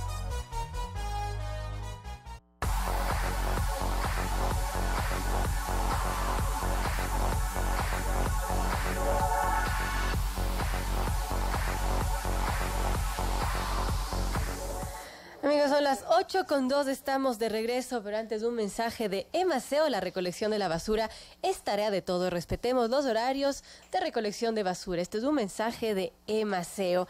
Y bueno, antes de presentar a nuestro siguiente invitado, a César Montúfar, quien está de candidato a la alcaldía de Quito, revisamos las redes sociales. Y mucha atención con esta noticia. La Fiscalía del Guayas llamará a Rafael Correa, el expresidente, para que rinda su versión libre y voluntaria como parte de las investigaciones por el asesinato del periodista Fausto Valdivieso. También 2 exfuncionarios del régimen anterior serán citados. En otro tema, 4 postulantes a la Corte Constitucional que obtuvieron notas inferiores a 49 sobre 100 piden al Consejo de Participación Ciudadana y Control Social que los reciba en comisión general. Ellos cuestionan el concurso y solicitan que se trate sus observaciones al proceso, puntaje por títulos y daño a su imagen. Son las 8:03 minutos. Agradecemos a César Montúfar, candidato a la alcaldía de Quito, por acompañarnos. César, gracias, bienvenido. Muchas gracias, feliz año. Verónica. Muchas gracias. Hace un momento el secretario de Planificación del municipio, Andrés Ich, nos explicó ampliamente el contenido de la intención o de la propuesta del alcalde Rodas de hacer una reestructuración en el municipio de Quito, eliminar secretarías, fusionar a otros departamentos, etcétera. Y el cuestionamiento que más surge es ¿por qué al último? ¿Por qué dejar haciendo, querer dejar la mesa servida? Explica el secretario de Planificación que este es un proceso que empezó en el 2015, pero que el calamitoso estado en el que recibieron el municipio les ha obligado a trabajar largamente en este tema que se va a cristalizar al final del periodo. Bueno, muchísimas gracias, Verónica, Milton. Buenos días, un saludo a todos los oyentes de Radio Sucesos. Lo primero que quisiera es desear un feliz año a todos quienes nos escuchan, a todo el personal, amigos de la radio, a sus directivos, esperando que este 2019 sea un año lleno de ventura y de bienestar para todos. Bueno, creo que es evidente que esta propuesta de reforma es absolutamente extemporánea. Uno no se explica cómo se pretende hoy hacer tragar a los quiteños la rueda de molino de que se pretende una administración eficiente, mejorar la calidad del gasto, aumentar los niveles de inversión.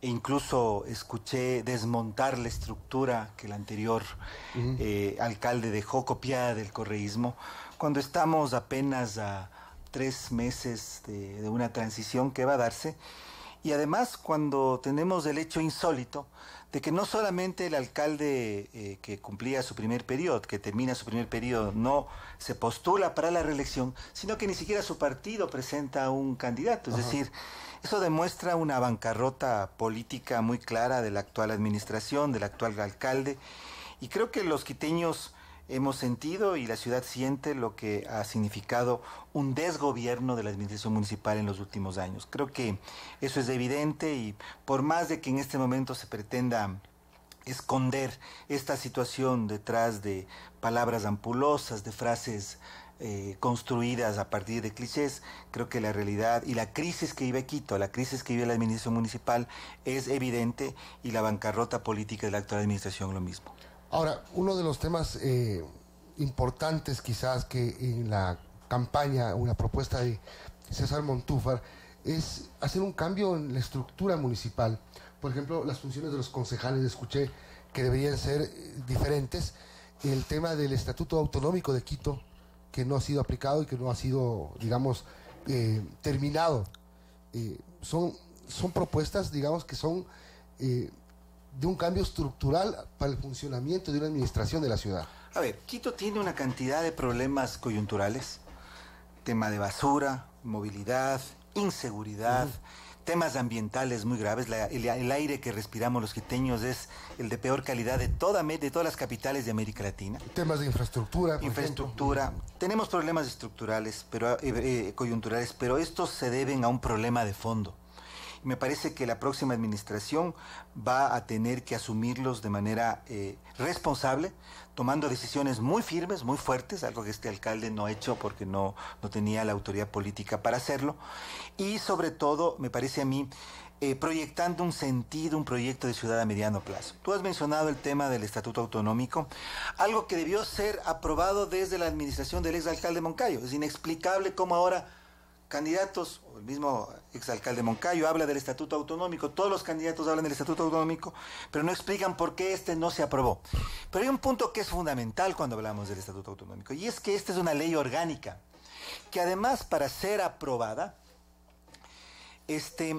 o tiene el carácter, o tiene el nivel de ley orgánica, que además para ser aprobada requiere de un dictamen de constitucionalidad por parte de la Corte Constitucional, y además de una consulta popular. Es decir, es un instrumento legal que tiene una categoría superior, que únicamente, y esto es importantísimo, debe tener como techo a la Constitución.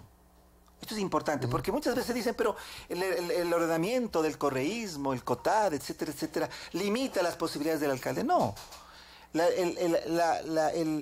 Quito es un distrito metropolitano, y con un estatuto autonómico tendríamos un instrumento normativo y un instrumento legal que únicamente tendría como techo la Constitución, y eso permitiría que realmente Quito pueda organizarse como una ciudad autónoma, como un distrito autónomo a nivel de región, y esa es la diferencia. ¿Y eso qué nos garantiza? Eso nos garantiza de que entonces vamos a tener los instrumentos legales e institucionales para poder tomar por las riendas los problemas de la ciudad y resolverlos. Quito no puede manejarse, no puede organizarse, no puede gobernarse como un municipio pequeño, como un municipio de 20.000, 30.000, 50.000 personas, habitantes. Quito es, además de ser distrito metropolitano, capital de la República, tiene un estatuto de capitalidad y tiene que gobernarse como una ciudad autónoma. Eso entonces significa que ni el COTAD, ni la Ley de Servicio Público, por ejemplo, tendrían una preeminencia sobre el Estatuto Autonómico. Y eso, por lo tanto, le va a dar al nuevo alcalde y al nuevo consejo, como decía hace un momento, las herramientas para organizar, por ejemplo, la relación entre consejo municipal y administración municipal. ¿Qué sucede ahora? Ahí está una de las taras que dejó el correísmo y que debieron ser corregidas desde el inicio. Al respecto, por ejemplo, hace un momento escuchábamos, se tienen que fusionar algunas secretarías, se tienen que eliminar las secretarías. Esa fue una estructura organizada a partir de la concepción de que el municipio de Quito tiene que funcionar casi como el gobierno central, con ministerios. Se tienen que reducir, se tienen que eliminar las secretarías, se tiene que hacer mucho más eficiente el trabajo de las direcciones y lo que se tiene es que consolidar a las direcciones. Tiene que ser una estructura mucho más ágil, mucho más transparente, mucho más vinculada a los problemas de la colectividad. ¿Eso propone Rodas? No, él lo que está proponiendo es fusionar algunas secretarías, pero ya al final de su mandato. Y desaparecer otras. Yo digo, eliminar las secretarías y organizar mucho mejor las direcciones como siempre ha sido. Es decir, aquí no hay que inventar el agua tibia, aquí hay que trabajar con la estructura que ha funcionado. Eso en primer lugar. En segundo lugar, ¿qué es lo que nosotros proponemos? Cambiar la relación entre el Consejo Municipal y el alcalde. ¿Qué tenemos en este momento? Una situación absolutamente perversa. Los concejales se transformaron en empleados municipales. Perciben sueldo, tienen chofer, tienen guardaespaldas, tienen un montón de canonjías. Eso tiene que desaparecer. Tiene que volver a ser el concejal, la figura representativa de prestigio que ha sido siempre. Ya no quiere volver sobre la vergüenza que... Son como unos asambleístas los concejales. No, no son como los asambleístas. Hay una distinción. Porque eso se creen, por lo menos. Es que ahí está el equívoco, claro. Milton. Ahí está el equívoco. Cuando durante el correísmo se transformaron a los concejales en empleados municipales, parte del rol con una remuneración, con un sueldo dentro del municipio, con chofer, con todas las canonjías que tendrían un cuerpo directivo dentro de una institución pública. En ese momento se cambió el carácter, la naturaleza representativa del concejal. Entonces yo no estoy diciendo que no tiene que ganar no tener una remuneración. Deberían tener una remuneración por el trabajo que hacen, por las sesiones a las que asisten. ¿Deben ser elegidos por votación popular? Pero por supuesto que sí, pues. Eso es lo que les avala legítimamente el carácter representativo. Pero más que eso, y junto a eso, los concejales no pueden intervenir directa o indirectamente en las tareas de administración. No pueden ser parte de los directorios de las empresas públicas. No pueden, a través de su influencia dentro de las comisiones, interferir sobre la marcha ejecutiva del municipio. Entonces, es importante cambiar esto porque, ya diciéndolo, y mira, ustedes me conocen, yo soy un político y una persona que ha venido haciendo política desde muchos años, y si algo me ha caracterizado es llamar las cosas por su nombre. Lo que ha sucedido con el municipio, no solo desde la administración de Rodas, sino desde antes, es que ha sido tomado por mafias políticas. Este alcalde lo que hizo es distribuir como troncha política a la administración, entregar a distintos concejales distintos espacios de la administración municipal, y ahí están las consecuencias. Eso es lo que tenemos que corregir. Para eso del Estatuto Autonómico, que es recién el inicio de la solución de los problemas, porque evidentemente los problemas de la ciudad van mucho más allá de esta parte normativa. Sara, está mencionado que Quito está en crisis por varios temas y también ha mencionado en una entrevista anterior para Diario La Hora que desde el 2 de enero van a iniciar un proceso que se va a denominar la construcción del mandato ciudadano de Quito y pues que eso va a garantizar que el próximo alcalde y el consejo lo cumplan. ¿De qué se trata esta construcción del mandato ciudadano de Quito? A ver, te decía hace un momento y ratifico. La crisis de la actual administración tiene una causa, y esa causa es que, de una u otra manera, los quiteños, y cuando digo quiteños no solo me refiero a quienes nacimos en Quito, sino a quienes vivimos, construimos, trabajamos, pagamos impuestos en la ciudad. Quiteños somos todos. Alguien, si me permites, con un poco de humor decía, los quiteños nacemos donde nos da la gana. Así que uno puede haber nacido en muchas partes, pero si vive en Quito, es quiteño. Nos hemos desapropiado de la ciudad. Hemos encargado, si cabe la palabra, a otros el destino de lo que es propio, de lo que es nuestro. Eso ha derivado en que, yo lo digo con frontalidad, mafias políticas se han tomado nuestra ciudad. Y creo que eso es evidente en los innumerables casos de corrupción que se repiten del gobierno central y se reproducen a nivel municipal. Por lo tanto, lo que nosotros proponemos es la construcción de un mandato de la ciudadanía, un mandato ciudadano. ¿Qué es ese mandato ciudadano? Ese mandato es la construcción de ciertas líneas macro, pero que tienen que ser determinantes y definitivas y vinculantes con relación a lo que tiene que hacer el próximo alcalde y la próxima administración. Una de esas, decíamos hace un momento, es el Estatuto Autonómico, pero no cualquier Estatuto Autonómico. Un estatuto autonómico, como yo decía hace un momento, que le dé al alcalde y a la próxima administración los instrumentos solo limitados y articulados, por supuesto, a la Constitución para resolver los problemas de la ciudad. Un segundo tema fundamental, la reestructuración de las empresas públicas. Me parece muy bien que MGIRS y Maceo se fusionen. Eso es algo que debió hacerse Pero para eso se necesitaba una resolución hace 4 años. Es increíble que no se haya producido, porque es necesario construir un sistema integral de manejo de los residuos sólidos. Pero no solamente eso, se trata aquí de cambiar el modelo de gestión de las empresas públicas. De todas las empresas públicas municipales, uno solo podría rescatar la empresa de agua potable. Porque también uno tiene que reconocer lo bueno, no puede únicamente uno no reconocer lo que se hace bien. La empresa de agua potable es la única empresa transparente y eficiente que tiene en este momento la administración, que tiene el municipio. Creo que eso hay que rescatar, pero hay que hacer una cirugía profunda en las otras administraciones, en las otras empresas, cambiar el modelo de gestión, abrir espacios para la articulación con las empresas privadas, alianzas público-privadas, y también con las empresas o con la economía popular y solidaria. Es decir, hay que articular un nuevo modelo de gestión en las empresas públicas.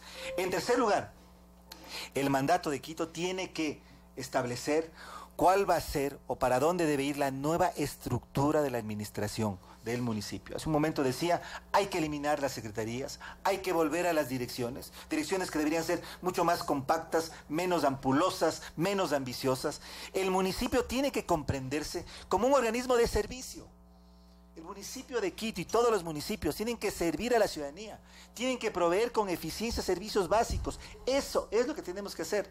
Y para eso tiene que estar orientada la administración. En cuarto lugar, es necesario hacer una investigación de todos los megacontratos que se han realizado en los últimos años. Se habla de que el municipio de Quito queda absolutamente sobreendeudado, los niveles de inversión son mínimos, apenas llegan al 10-11% del presupuesto general. Hay una represión enorme. La ejecución del 91% en 2018 me pareció absolutamente, si es que así, un aplauso. Son datos que habría que revisar. Son datos que habría que revisar. 91%. Me parece que no me parece que sea algo exacto, pero aquí lo importante es decir que apenas el 11% del presupuesto municipal se dedica a inversión, y eso es absolutamente ineficiente. Más del 35% se va en gasto corriente y en gasto operativo, en gasto administrativo, y el resto va para el tema del metro. Es decir, es un municipio que no está volcado hacia el servicio que tiene que dar a la ciudadanía. Entonces eso tiene que cambiar. Pero regresaba, dentro del mandato de Quito, es necesario establecer con claridad una política de lucha anticorrupción muy fuerte, pero al mismo tiempo de revisión digamos independiente, sin ánimo de persecución, sin ningún tipo de venganza, sino buscando y analizando lo que han sido los megacontratos de los últimos años, para no únicamente establecer responsabilidades si es que las hubiera, sino para que haya reparación. Porque se habla muchísimo de la crisis del municipio, pero si los recursos se malgastaron, si los recursos se dilapidaron, si hubo actos de corrupción, por supuesto que se tienen que recuperar esos recursos. Es necesario, y eso es muy importante y tiene que ser tema del mandato, revisar el tema del catastro. Ese es uno de los grandes problemas que tiene la ciudad. Otros municipios en el país han avanzado muchísimo. En el caso de Quito es, yo diría, un caos completo. Si alguna institución, y lo adelanto, si alguna institución estaría pensando cerrar temporalmente hasta que sea reestructurada en un plazo muy corto, debería ser el catastro, porque realmente en este momento constituye fuente, yo diría, de muchos problemas que además se proyectan a lo que debería ser una de las tareas principales del municipio, que es la planificación y la definición de una política clara de uso de suelo hacia el mediano y largo plazo. Entonces, el mandato de Quito base a precisamente que los quiteños definamos las líneas maestras vinculantes sobre las cuales la próxima administración debe trabajar. Son las 8:19, conversamos con César Montúfar, candidato a la alcaldía de Quito. César, bueno, estamos con una campaña corta, va a ser una campaña muy corta, 17 candidatos al momento. 18. Ay, sí, 18, otra vez lo mismo de ayer. Un señor de apellido Guayaquil que ingresó o fue reconocido a última hora. Bueno, ¿cómo ganar a 17 candidatos? Mira, en realidad, todas las elecciones para la alcaldía de Quito terminan siendo la opción entre dos candidatos. Así ha sido en el desarrollo electoral desde el retorno a la democracia. Y en realidad yo creo que aquí la opción es muy clara. O recuperamos los quiteños de la ciudad para los ciudadanos, o seguimos secuestrados por los grupos de interés y las mafias políticas que estuvieron en el municipio, que tuvieron su oportunidad, que pretenden regresar, o que buscan la impunidad, de lo que han sido 4 años de desgobierno, no 4 años, una década de desgobierno de la ciudad. En ese sentido, nosotros estamos seguros de representar la primera opción y por eso yo sostengo que más allá de que puedan haber 18 candidatos, en realidad las opciones son muy claras. O queremos un municipio que siga funcionando sobre la misma lógica de corrupción, de entrega y secuestro, o buscamos un municipio que se articule a partir de una visión de interés público. Creo que ese es el dilema y en esa perspectiva nosotros estamos absolutamente seguros de que vamos a triunfar. Y ese no va a ser un triunfo personal, va a ser un triunfo de la ciudad, un triunfo de la ciudadanía, porque Quito se merece una ciudad distinta, se merece un modelo de gestión distinto, un estilo diferente, un estilo realmente democrático, un estilo dialogante, pero un estilo también que tome con claridad los desafíos que tiene la ciudad. Quito se merece recuperar su capitalidad. El liderazgo del alcalde de Quito no es únicamente para la ciudad, es también para el país. Quito ha sido y debe ser un centro de gravedad, el centro de gravedad de la política nacional, y eso ha perdido. Y por eso, insisto, Milton, Verónica, más allá de que pueden haber 18 candidatos, las opciones están muy claras y por eso nosotros estamos seguros de que vamos a triunfar. Pero un candidato busca ganar una dignidad ofreciendo algo que la gente quiera escuchar. Hablamos de un tema del proceso autonómico.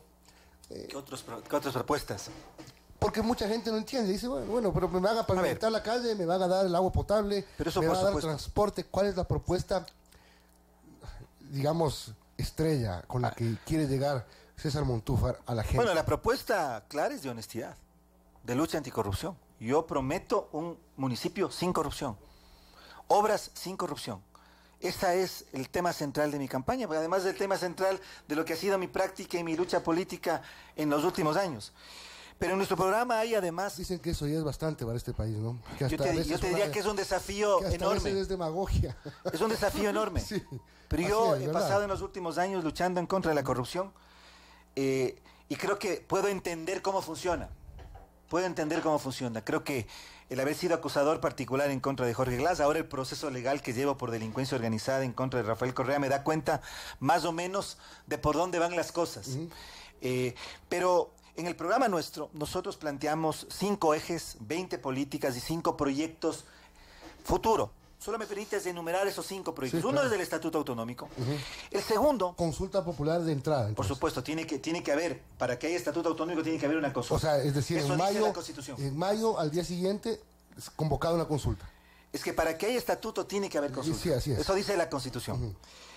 Un segundo problema que a veces los quiteños no tomamos en cuenta. Pero perdón, pero puedes dejar la consulta para el año 5, pues así como estamos haciendo ahora la reforma del municipio. Es que eso tiene que ser en los primeros 6 meses, porque si no, el periodo del próximo alcalde es de 4 años. Eso tiene que ser resuelto en los primeros 6 meses, porque ya no hay tiempo que perder. De hecho, tenemos que llegar ya con gran trabajo hecho. Segundo, nosotros planteamos el constituir en Quito un distrito de innovación. ¿Qué es esto? Yo diría, en términos simples, un Yachay, pero dentro de Quito. Yachay no era una mala idea, el problema es la forma como fue conceptualizada, la corrupción con la que fue construida y lo desubicado que fue... Sí, aclaremos bien, porque puede sonar a que va a poner una procesadora de zanahorias en Quito, ya tenemos. Lo que tenemos es la mayor concentración de universidades, la mayor concentración de investigación. Tenemos el sector productivo más diversificado del país y el más productivo. Entonces tenemos todas las condiciones para que Quito sea un emporio de innovación, en que la academia se articule al sector privado, junto al municipio y junto al gobierno nacional.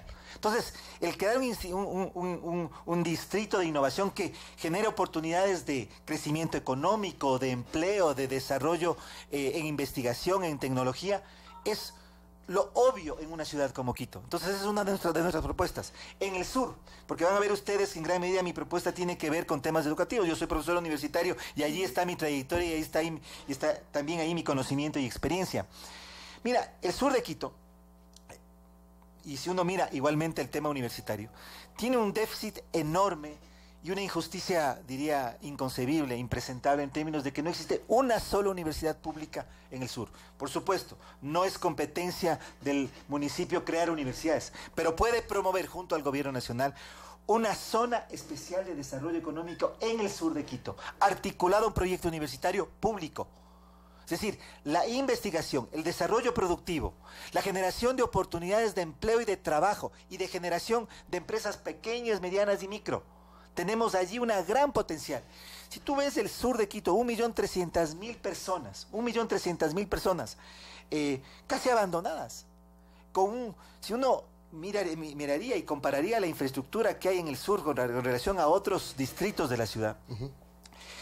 A veces en el norte nos quejamos del tráfico, de que las veredas no están bien mantenidas, de los baches en las calles. En muchos sectores del sur de Quito no hay ni siquiera veredas ni calles. Pero es necesario ahí darle un vuelco, pero volcado hacia la generación de empleo, volcado hacia la producción, y tiene que haber una universidad que sea el centro. Trabajaremos con el gobierno nacional en esa perspectiva. Tenemos además, y esto es muy importante, y tiene que ver con lo que Quito ha venido desarrollando y las ciudades han venido desarrollando en los últimos años, que es el de promover el modelo de centralidades. Quito es una ciudad enorme, es una ciudad de casi 3 millones de habitantes. No existe un Quito, existen por lo menos 5 Quitos. Solo en la parte urbana podemos hablar de 5 ecosistemas diferentes. Tenemos que construir pequeñas ciudades. Quito tiene que ser una ciudad de varias ciudades. Y tenemos, por lo tanto, que trabajar en la dotación de infraestructura, en la dotación de servicios, en la dotación de todo lo que es necesario para que, por ejemplo, Carapungo y Calderón se construyan en una centralidad, para que el Valle de Tumbaco, Cumbayá, se constituya en otra centralidad, para que el sur sea otra centralidad. Es decir, tenemos que ser una ciudad de ciudades.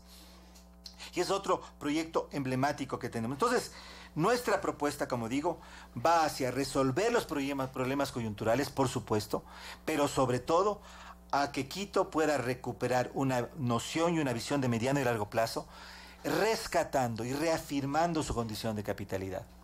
César también menciona de estos 5 ejes, me parece muy interesante, por ejemplo, gobernabilidad, sustentabilidad, productividad, innovación, seguridad y resiliencia. ¿Por qué escoger estos 5 ejes? Bueno, porque son los temas principales sobre los que debe organizarse el gobierno de la ciudad. Me olvidaba el tema de seguridad, que igualmente es importante. No es tampoco una competencia directa del gobierno municipal, pero sin embargo debe ser asumida también en coordinación y cooperación con las entidades nacionales. Y en el tema de riesgos, por supuesto, tenemos que pensar con responsabilidad que Quito es una ciudad que se encuentra en una zona de riesgos naturales, y que en cualquier momento, esperemos que así no ocurra, pero en cualquier momento, y tenemos que estar preparados, puede ocurrir un evento natural que pueda significar un enorme riesgo para la ciudad. Y si uno mira, por ejemplo, una cifra que creo que vale la pena tener presente, que el 70% de las edificaciones que existen en la ciudad no tienen permiso o no fueron construidas con permiso, ese riesgo se amplía, se multiplica, se potencia. Entonces tenemos que trabajar en esa dirección. Lo importante, como digo, es que podamos ofrecer un plan de gobierno, y eso es lo que nosotros estamos ofreciendo, un plan de gobierno que sea integral, que tenga una visión de totalidad, que se enfoque en lo coyuntural, pero que además mire una visión de largo plazo. Ahora, la gente quiere ver las calles pavimentadas, sin basura. El comercio informal en los últimos meses ha proliferado. Quito se ha convertido en muchos sectores en un verdadero mercado. Así es. El tema de la migración venezolana ha afectado mucho. Yo entiendo que eso se le sale de las manos a cualquier gobierno. Una ola migratoria inusitada, histórica, terrible, que ha afectado no solamente al Ecuador, sino a varios países de la región. Son problemas que se palpan, coyunturales, que hacen ver a la ciudad diferente, fea, y ponerla bonita es un trabajo que también debe costar mucha energía y mucha capacidad para poder resolverlo. Mira, pero es que lo que sucede es que hay que ponerse a trabajar. Miren, el tema basura. Nosotros proponíamos, está muy bien que hayan fusionado Emaceo y Emhirs, era un despropósito que venía desde la época del ex alcalde Barrera. Pero ahí no termina el problema.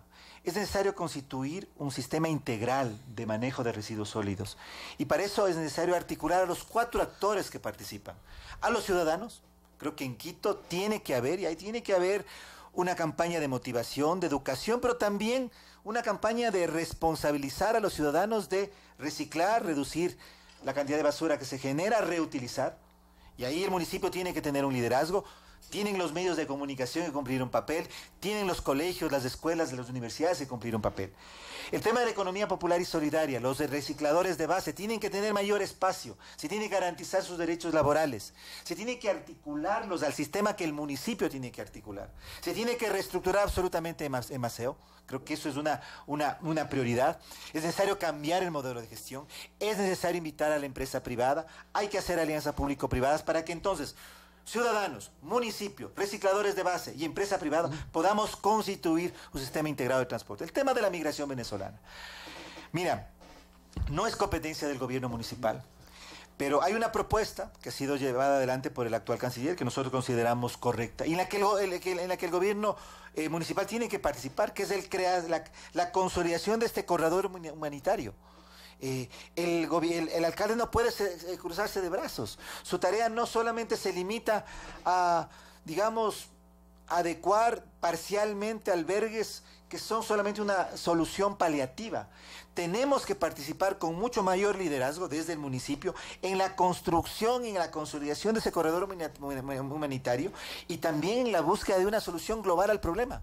Entonces, si bien no es competencia, el alcalde de Quito tiene que tener un liderazgo para poder aportar y para poder ofrecer caminos de solución a esos problemas. Claro, no es competencia, pero cuando tú tienes ventas ambulantes en cada esquina, claro, producto de esta desesperación de la gente que busca comida, ya se convierte en una competencia municipal. Se convierte en una competencia municipal que hay que atender. Mira, en el tema de los mercados, en el tema del sistema de comercialización, ¿qué es lo que ha ocurrido? Vuelvo a lo que dije hace un momento. Y ahí en los mercados, en el sistema de comercialización se puede ver claramente y demostrar cómo el actual alcalde, y eso venía desde antes, entregó a concejales, como si fuera troncha política, el manejo del sistema de comercialización de la ciudad. Cuando uno recorre los mercados, uno puede identificar, este mercado es de este concejal, este mercado es de este otro concejal, etcétera, etcétera, etcétera. ¿Y cuánto cuesta acceder a esa situación, a esos puestos, a esos niveles de influencia? Hay que reestructurar el sistema de comercialización en la ciudad. Quito necesita más mercados. Y eso es una gran oportunidad, precisamente para poder ordenar las ventas ambulantes, las ventas autónomas y que caotizan la ciudad. Hace un rato le escuchaba al secretario de Planificación y me quedaba asombrado de que no mencione esto. En realidad lo que tiene que hacer el municipio es reorganizar el sistema de comercialización y crear nuevos mercados y reubicar a las personas que se encuentran en las calles o que se encuentran alrededor de los mercados que ya funcionan en la ciudad. Ahí nosotros tenemos una idea y un proyecto que nos parece una prioridad, además una prioridad y una deuda histórica que tiene el municipio con uno de los barrios más importantes de la ciudad, como es el barrio de San Roque. Y yo te digo, si en los 4 años en que yo sea alcalde logramos la regeneración del mercado de San Roque, sería realmente algo que yo me sentiría absolutamente orgulloso.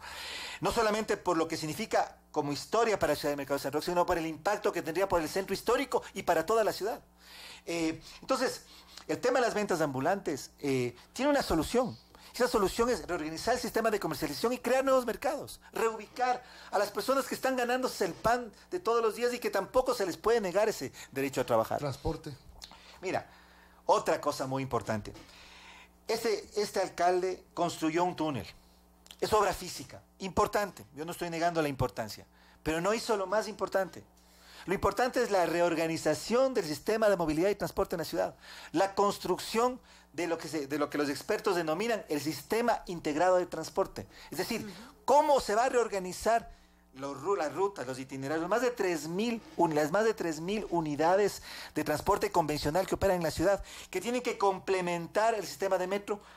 Luego, además, la repotenciación que el municipio tiene que hacer de los otros troncales y vías norte-sur, como la ecovía y el trolebús. Es decir, la reorganización del sistema integrado de transporte tiene que ser una prioridad, al mismo tiempo de que tenemos los quiteños, precisamente eso tiene que ver con el tema de la calidad del aire, que pasar a un sistema de transporte público eléctrico. Es un reto enorme para la ciudad. La reorganización del sistema de transporte y movilidad es la base del éxito del próximo alcalde. Se ha construido la obra física, Hay que reorganizar, hay que construir, hay que organizar el sistema integrado de transporte, hay que definir una tarifa única, hay que pasar un sistema eléctrico y hay que a partir de allí generar un proceso de organización y de planificación del uso del suelo, porque movilidad y uso del suelo están absolutamente articuladas. Ese es el reto principal. Fíjense algo. Dicen, porque hablan de que se han cumplido todos los cronogramas, eso no es verdad. El metro debió ya ser inaugurado el pasado diciembre, eso no se cumplió. Se dice que la inauguración del metro va a ser a finales de este año, estamos hablando de diciembre. La construcción de este sistema integrado de transporte es un trabajo que debió realizarse con anticipación desde el momento mismo en que se inició la construcción del metro. Se ha avanzado casi nada en ese proceso. Y a la próxima administración, al próximo alcalde, le va a tocar en poquísimos meses, en poquísimo tiempo, hacer lo que esta administración no hizo en 4 años. Sin embargo, estamos preparados para ese reto. Contamos de nuestro equipo de trabajo con expertos como César Arias, que es uno de los expertos más importantes en el tema de movilidad. Así que no le tenemos miedo al desafío. Sin embargo, sí pensamos que a partir de lo que hagamos desde la próxima administración en el tema movilidad, va a depender el futuro de la ciudad. Si es que el sistema de metro fracasa, y fracasa por lo que se dejó de hacer durante esos 4 años, y para el próximo alcalde significa no una piedra en el zapato, sino te diría una roca en el camino, bloqueando el camino, bueno, habrá que superarla, pero hay que decir que esta es una tarea y el desafío más importante que tiene la próxima administración. César, ¿cómo hacer para que Quito deje de ser ese metro dependiente, ya que gran parte del presupuesto se destina para esta obra? Bueno, yo creo que hay una responsabilidad del gobierno nacional. Cuando se construyó, miren, había otras soluciones que para los técnicos eran más factibles, más económicas, más viables. La construcción del metro fue una decisión política, no fue una decisión técnica. Y fue una decisión política que no la tomó el alcalde de Quito y el Consejo Municipal, la tomó el presidente Correa. Y por eso es que tiene que ser investigada. Yo no puedo adelantar porque no es mi estilo acusar peor sin fundamentos, pero en este contrato y en esta obra está involucrada una de las empresas más corruptas de la historia contemporánea de América Latina como Odebrecht. Tendrá que investigarse aquello. Eso hizo y eso determinó que hubiera un compromiso del gobierno nacional de que iba a contribuir al financiamiento de esa mega obra, que no se ha cumplido. Entonces el gobierno tiene que cumplir aquello. Yo no soy partidario de seguir llorando sobre la leche derramada. Ahí está el metro y hay que trabajar sobre lo que existe. Sin embargo, me parece que en realidad aquí hay una responsabilidad también del gobierno nacional. Esta es otra de las situaciones en las que en la última década hemos visto las decisiones que se tomaron para Quito no fueron tomadas por los quiteños, sino que se tomó por parte del gobierno nacional.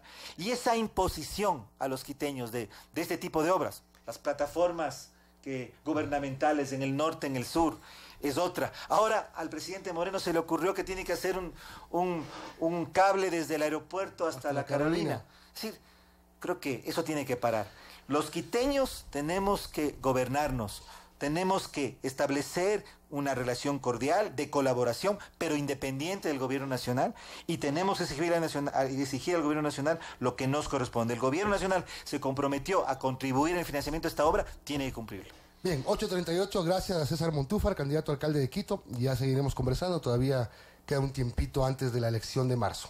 Muchísimas gracias, Milton, Verónica. Feliz año para todos. Igual para todos. Volvemos luego de la pausa y tenemos a Luis Felipe Vizcaíno, presidente de la Federación Nacional de Transporte Pesado.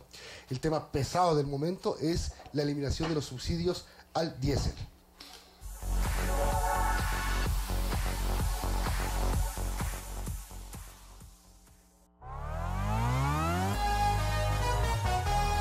Su noticiero Sucesos regresa luego de este espacio publicitario. 8:39. Inicio de espacio publicitario.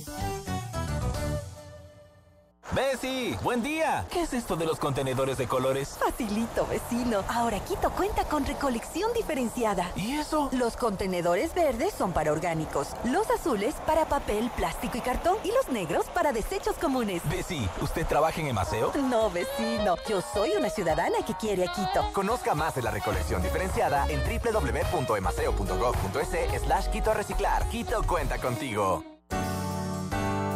Fin de espacio publicitario.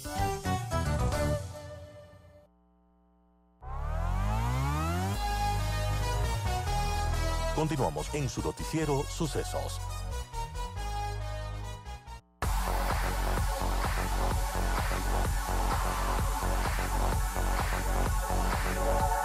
Amigos, ya de regreso a las 8:40 y pues hay una noticia, dice el Consejo de Seguridad Pública y del Estado, el COSEPE, se reúne hoy, jueves 3 de enero, para analizar una nueva desclasificación de la información, información reservada sobre el caso del asesinato de los periodistas de Diario El Comercio tras la filtración de un audio del presidente Lenín Moreno sobre el tema. También en redes sociales revisamos quejas de ciudadanos que dicen que la patente municipal se ha incrementado.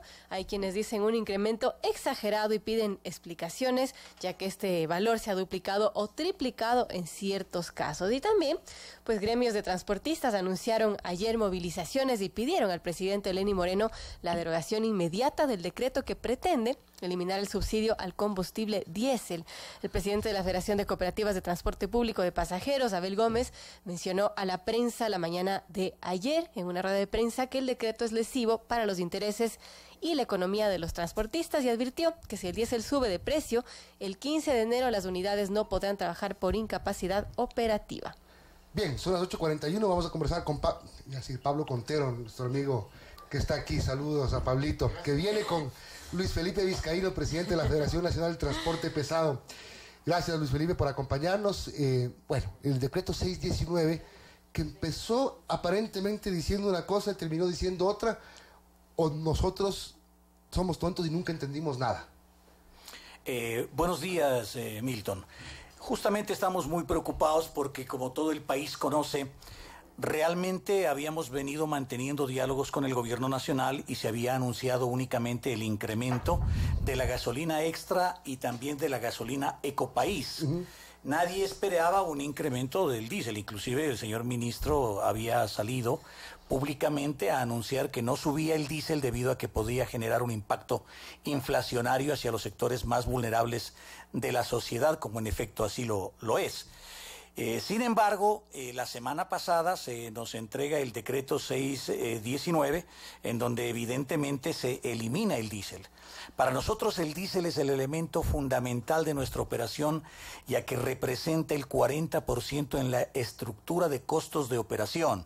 Usted conoce, Milton, nosotros somos un sector, el transporte de carga pesada del país, que movilizamos toda clase de productos, tanto para la industria, luego la distribución de productos terminados desde la industria hacia los centros mayoristas y posteriormente desde los centros mayoristas hacia los minoristas y consumidores finales. Por lo tanto, hay una escalada directa, el comercio exterior, las importaciones, las exportaciones, los puertos, los aeropuertos, es decir, todos los productos que circulan en la economía son movilizados directa o indirectamente para que la gestión de comercio y las transacciones puedan perfeccionar. Dicen que un impacto de $1.300 millones tendría el sector del transporte pesado con el incremento del diésel. Aproximadamente, claro, el sector de transporte pesado y de pasajeros consume o tiene un subsidio de aproximadamente el valor que usted menciona. Ahora, ¿qué hacer? El gobierno está diciendo que el incremento en el precio del diésel no va a afectar a los sectores de la transportación pública, de la transportación que representan ustedes. Justamente es lo que le hemos dicho al gobierno. Mire, si ese es el espíritu del gobierno, ¿para qué nos involucra a nosotros queriéndonos entregar unas tarjetas, queriendo que nosotros emitamos unos listados, queriendo que haya precios diferenciados en las gasolineras, lo cual lo vemos intangible y lo vemos impracticable, porque si se generan precios diferenciados en las estaciones de servicio, lo que posiblemente ocurra, Milton, es actos de corrupción o de contrabando interno, en donde posiblemente somos miles y miles de personas y uno no puede responder por tantas situaciones. Entonces, si se quiere el gobierno cobrar, que le cobre directamente a quien le quiera cobrar la focalización, que controle el contrabando, que focalice controles en los puertos, en las fronteras, etcétera, etcétera. Hay una cantidad de medidas alternativas, pero nosotros vemos un poco inaplicable este decreto debido a que, mire, nosotros, por ejemplo, en transporte pesado tenemos una gama de vehículos, tractocamiones tipo tráiler que movilizan cargas de alto tonelaje, de 30 toneladas o más, camiones tipo mula de 20 toneladas, camiones grandes de 10 toneladas y camiones también pequeños de diferente gama de distribución que ingresan a ciudades para la distribución de la última milla que llamamos nosotros en logística, para la distribución de los productos. Entonces es muy diferente al tema del taxismo, que posiblemente tiene una situación estandarizada. Por otra parte, nos preocupa la aplicabilidad de subsidios que se ha dado históricamente en el país. Mire, por ejemplo, cómo ha habido problemas con el transporte interprovincial, en donde actualmente el gobierno le adeuda más de 90 millones de dólares a este sector. Y también con temas preocupantes de corrupción que han sido detectados por la Contraloría. Entonces, ¿cómo nosotros, que no tenemos una estructura organizacional o pública, podríamos administrar o coadministrar información en la administración de subsidios? En todos los países del mundo, los gobiernos lo que generan es escenarios de gobernabilidad para que justamente los sectores más vulnerables no sean afectados y haya equidad y justicia. Y justamente los precios de transferencia en la economía pueden mantenerse estables cuando elementos tan sensibles como el diésel, que es el que llega a sectores sociales importantes. Miren, pasajeros, ¿quién utiliza el diésel? La gente que utiliza un bus, la gente que utiliza un bus interprovincial, gente de escasos recursos. ¿Y quién consume los productos que nosotros transportamos? El arroz, el azúcar, los fideos, la carne, los productos de primera necesidad, todos los productos, el papel higiénico, etcétera. Prácticamente todos esos productos son transportados por el transporte de pesado de carga, y si no se maneja bien este tema, es muy sensible y podemos llegar a afectar a los sectores más vulnerables de la sociedad. Señor Vizcaíno, y ante esta situación, ¿qué le pediría al gobierno de Lenín Moreno? Bueno, nosotros ya hemos hecho un planteamiento en el sentido de que se retire del decreto 619 el diésel, ya que el diésel es el elemento que permite de alguna manera mantener precios de transferencia socialmente adecuados para la población más vulnerable del Ecuador. El gobierno nos ha establecido que el próximo lunes nos van a hacer una contrapropuesta tratando de asimilar las observaciones que se han realizado. Nosotros estamos convocando a un gran Congreso Nacional la próxima semana. Nosotros representamos a más de 225,000 camioneros, más de 4,300 empresas de carga. Nosotros generamos en el Ecuador 450,000 empleos directos. Nosotros contribuimos a la economía ecuatoriana con el 3.5% del PIB de la economía ecuatoriana. Somos aliados estratégicos del desarrollo del comercio, de la industria, del comercio exterior. Movilizamos los productos de primera necesidad y pondremos en conocimiento la propuesta que el próximo lunes nos haga el gobierno a nuestras bases en un gran Congreso Nacional, en donde el Congreso Nacional asumirá una postura. Pero inicialmente hemos pedido que se retire del decreto el tema del diésel porque nunca fue consensuado, hay un cambio de posición, existe una especie de contradicción en la emisión del decreto con respecto a una serie de resoluciones posteriores. Hasta ayer nos dijeron que el precio no ha subido, que el precio no subirá, inclusive más allá del 15 de enero. Sin embargo, en el decreto se establece que sube el diésel. Y entonces realmente es lo que le hemos pedido al gobierno nacional, una posición coherente y clara, y que se respete lo que se dice, porque al menos en las conversaciones que se venían manteniendo de que no se subía el diésel y a último minuto en Navidad se ha cambiado de posición, sí nos genera una enorme preocupación como sector, especialmente porque nosotros pues somos los que transportamos los productos más sensibles de la economía ecuatoriana que afectan a los sectores socialmente más vulnerables de la sociedad. Y el 27 de diciembre circuló un documento de Petroecuador a los distribuidores, a las a los distribuidores afiliados al sector automotriz, que habla de unos precios del diésel. Por ejemplo, el diésel premium particular será de $2.74, el diésel 2 particular 2.63, el diésel 2 se mantendrá en 1.03 y el diésel premium se mantendría en 1.03. El diésel sube entonces de más de un 120%. Así es, el impacto del diésel que nosotros consumimos está en el orden del 166% aproximadamente. Sin embargo, el gobierno pues dice que va a haber una focalización, va a haber una aplicabilidad de diferenciación de precios, pero lo vemos bastante complejo. A ver, en las gasolineras no hay cómo hacer. Han dicho los gasolineros que se reúnen hoy a propósito, seguramente van a seguir tratando el tema. No hay cómo hacer por un tema de tecnología, un tema de facturación, no hay cómo. La otra opción es el tema de las tarjetas que ha propuesto el gobierno para los taxistas. ¿Los están incluyendo a ustedes en ese proceso de entregar tarjetas prepago, de recargas, etcétera, para que ustedes tengan esa focalización? Es lo que se ha dicho, pero nosotros consideramos que es inaplicable en nuestro caso, porque tenemos una gama dispersa de tipos de camiones grandes, medianos, intermedios, pequeños, y las rutas son diferentes, los consumos son diferentes. Así es, entonces la estandarización que existe en el caso del taxismo es muy diferente. Pero más allá de los controles, de los problemas que ha habido en actos de corrupción, en la posibilidad de que se generen precios diferenciados y un contrabando interno, Milton, más allá de todo eso, yo considero que el gobierno debería tener la sensibilidad y la precaución de mirar de que el diésel es el elemento fundamental que permite precios de transferencia socialmente responsables en la economía ecuatoriana. Porque ¿quién utiliza el diésel? ¿Quién consume finalmente? Es el consumidor final el que paga finalmente. Y si esto no se aplica bien, los afectados van a ser los sectores más vulnerables de la sociedad. Entonces, eso es lo que nos tiene a nosotros preocupados. Nos tiene preocupado el hecho de que la aplicabilidad no está clara en este decreto. Nos tiene preocupado de que prácticamente cómo se pretende estandarizar.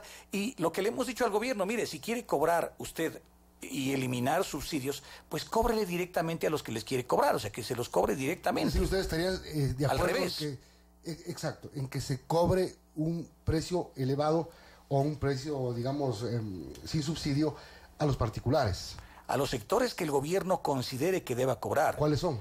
El gobierno lo ha dicho. ¿Qué consideran ustedes? El gobierno ha establecido que posiblemente cobraría esto a las empresas que son propietarias de camiones, que tienen vehículos como cuenta propia, lo llama el gobierno.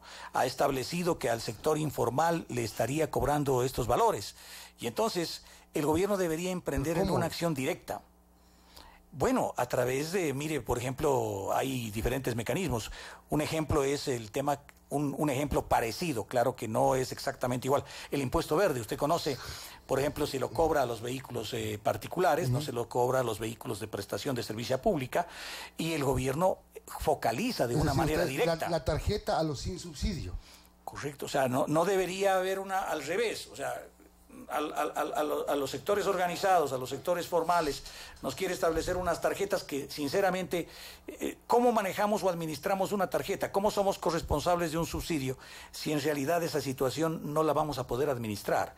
Entonces se va a generar, vemos con preocupación, un contrabando interno, se va a generar una distorsión en los precios de la economía.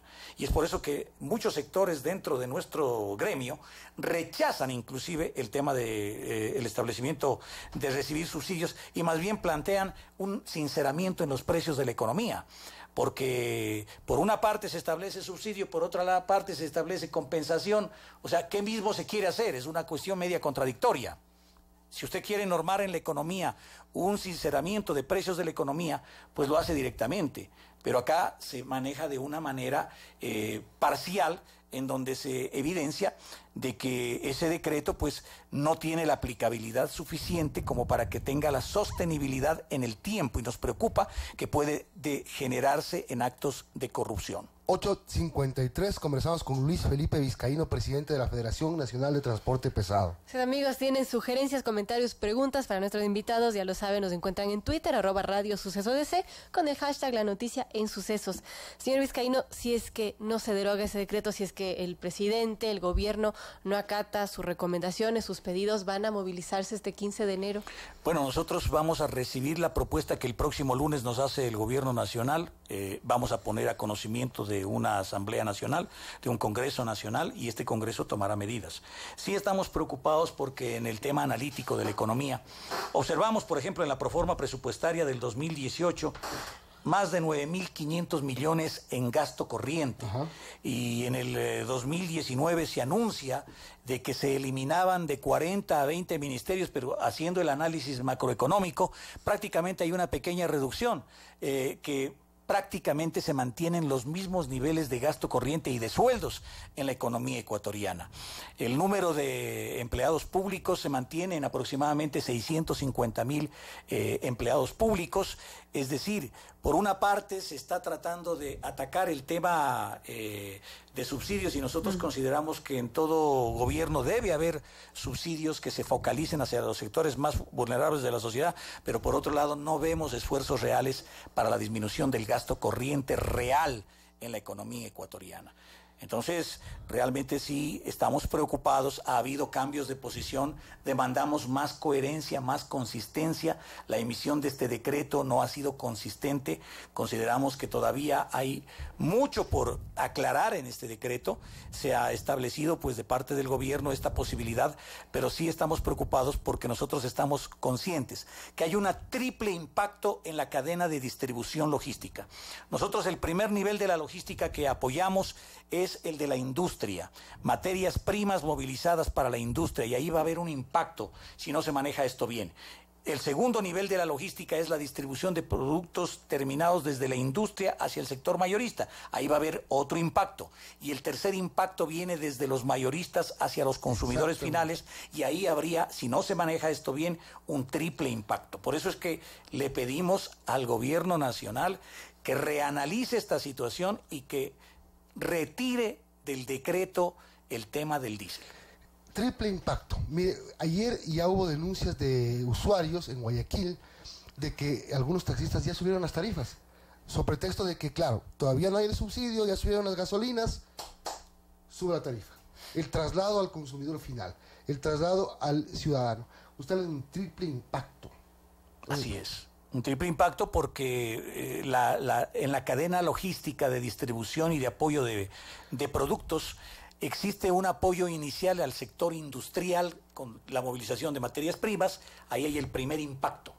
El segundo impacto es en la distribución de productos terminados y el tercer impacto es desde los mayoristas hacia los minoristas y consumidores finales. Entonces, el tema del diésel es un tema muy sensible. Nosotros somos los que movilizamos el arroz, el azúcar, los fideos, el papel higiénico, la carne, los huevos, la leche, todos los productos de primera necesidad y además los productos industriales y además las materias primas y además las importaciones y además las exportaciones. Estamos preocupados también por una falta de competitividad que tiene actualmente nuestro sector y que lo hemos denunciado públicamente. Mire, nosotros, si usted analiza los costos con Perú, por ejemplo, que son los países vecinos con quien debemos analizar competitividad, el costo de inversión de un camión es el doble en Ecuador que en Perú. En Perú vale la mitad de lo que cuesta un camión en Ecuador por el exceso de impuestos, aranceles, tasas, etcétera.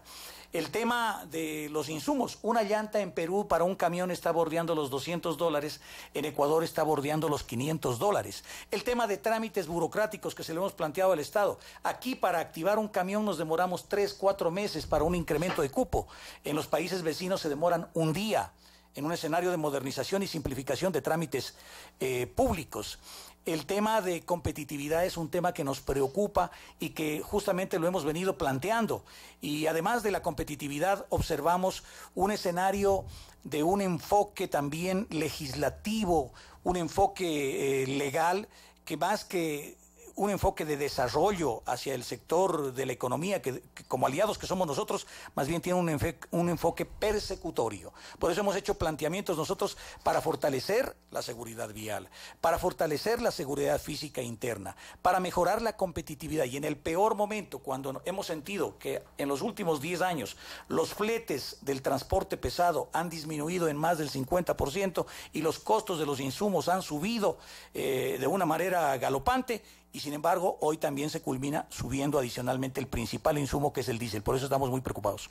Bien, muchas gracias, Luis Felipe Vizcaíno, presidente de la Federación de Transporte Pesado del Ecuador. Bueno, veamos qué decide el gobierno. El presidente Moreno llegó anoche, ayer hubo reunión con los taxistas. Bueno, vamos a ver qué... Y encima las calles se calientan, ¿no? Ayer hubo protestas en el Colegio Mejía, cerraron la carretera Panamericana Norte en el sector del límite provincial Carchi-Imbabura. Y bueno, por un lado está el tema de hay que sincerar subsidios, y por el otro lado hay sectores que necesitan seguir adelante. Gracias, Luis Felipe Vizcaíno. Muchas gracias por la entrevista, muy amables. Amigos, son las 9 en punto. Nosotros nos despedimos sin antes agradecer a nuestros auspiciantes que hacen posible este espacio NetLife, el único internet de ultra alta velocidad por fibra óptica que llega directo hasta tu hogar, y también Emaceo. Terminamos, son las 8 de la mañana. Mañana 9 de la mañana. 8. 9 de la mañana. 8 en Galápagos. Gracias 8 en a ustedes. Galápagos. Buen día, nos vemos mañana.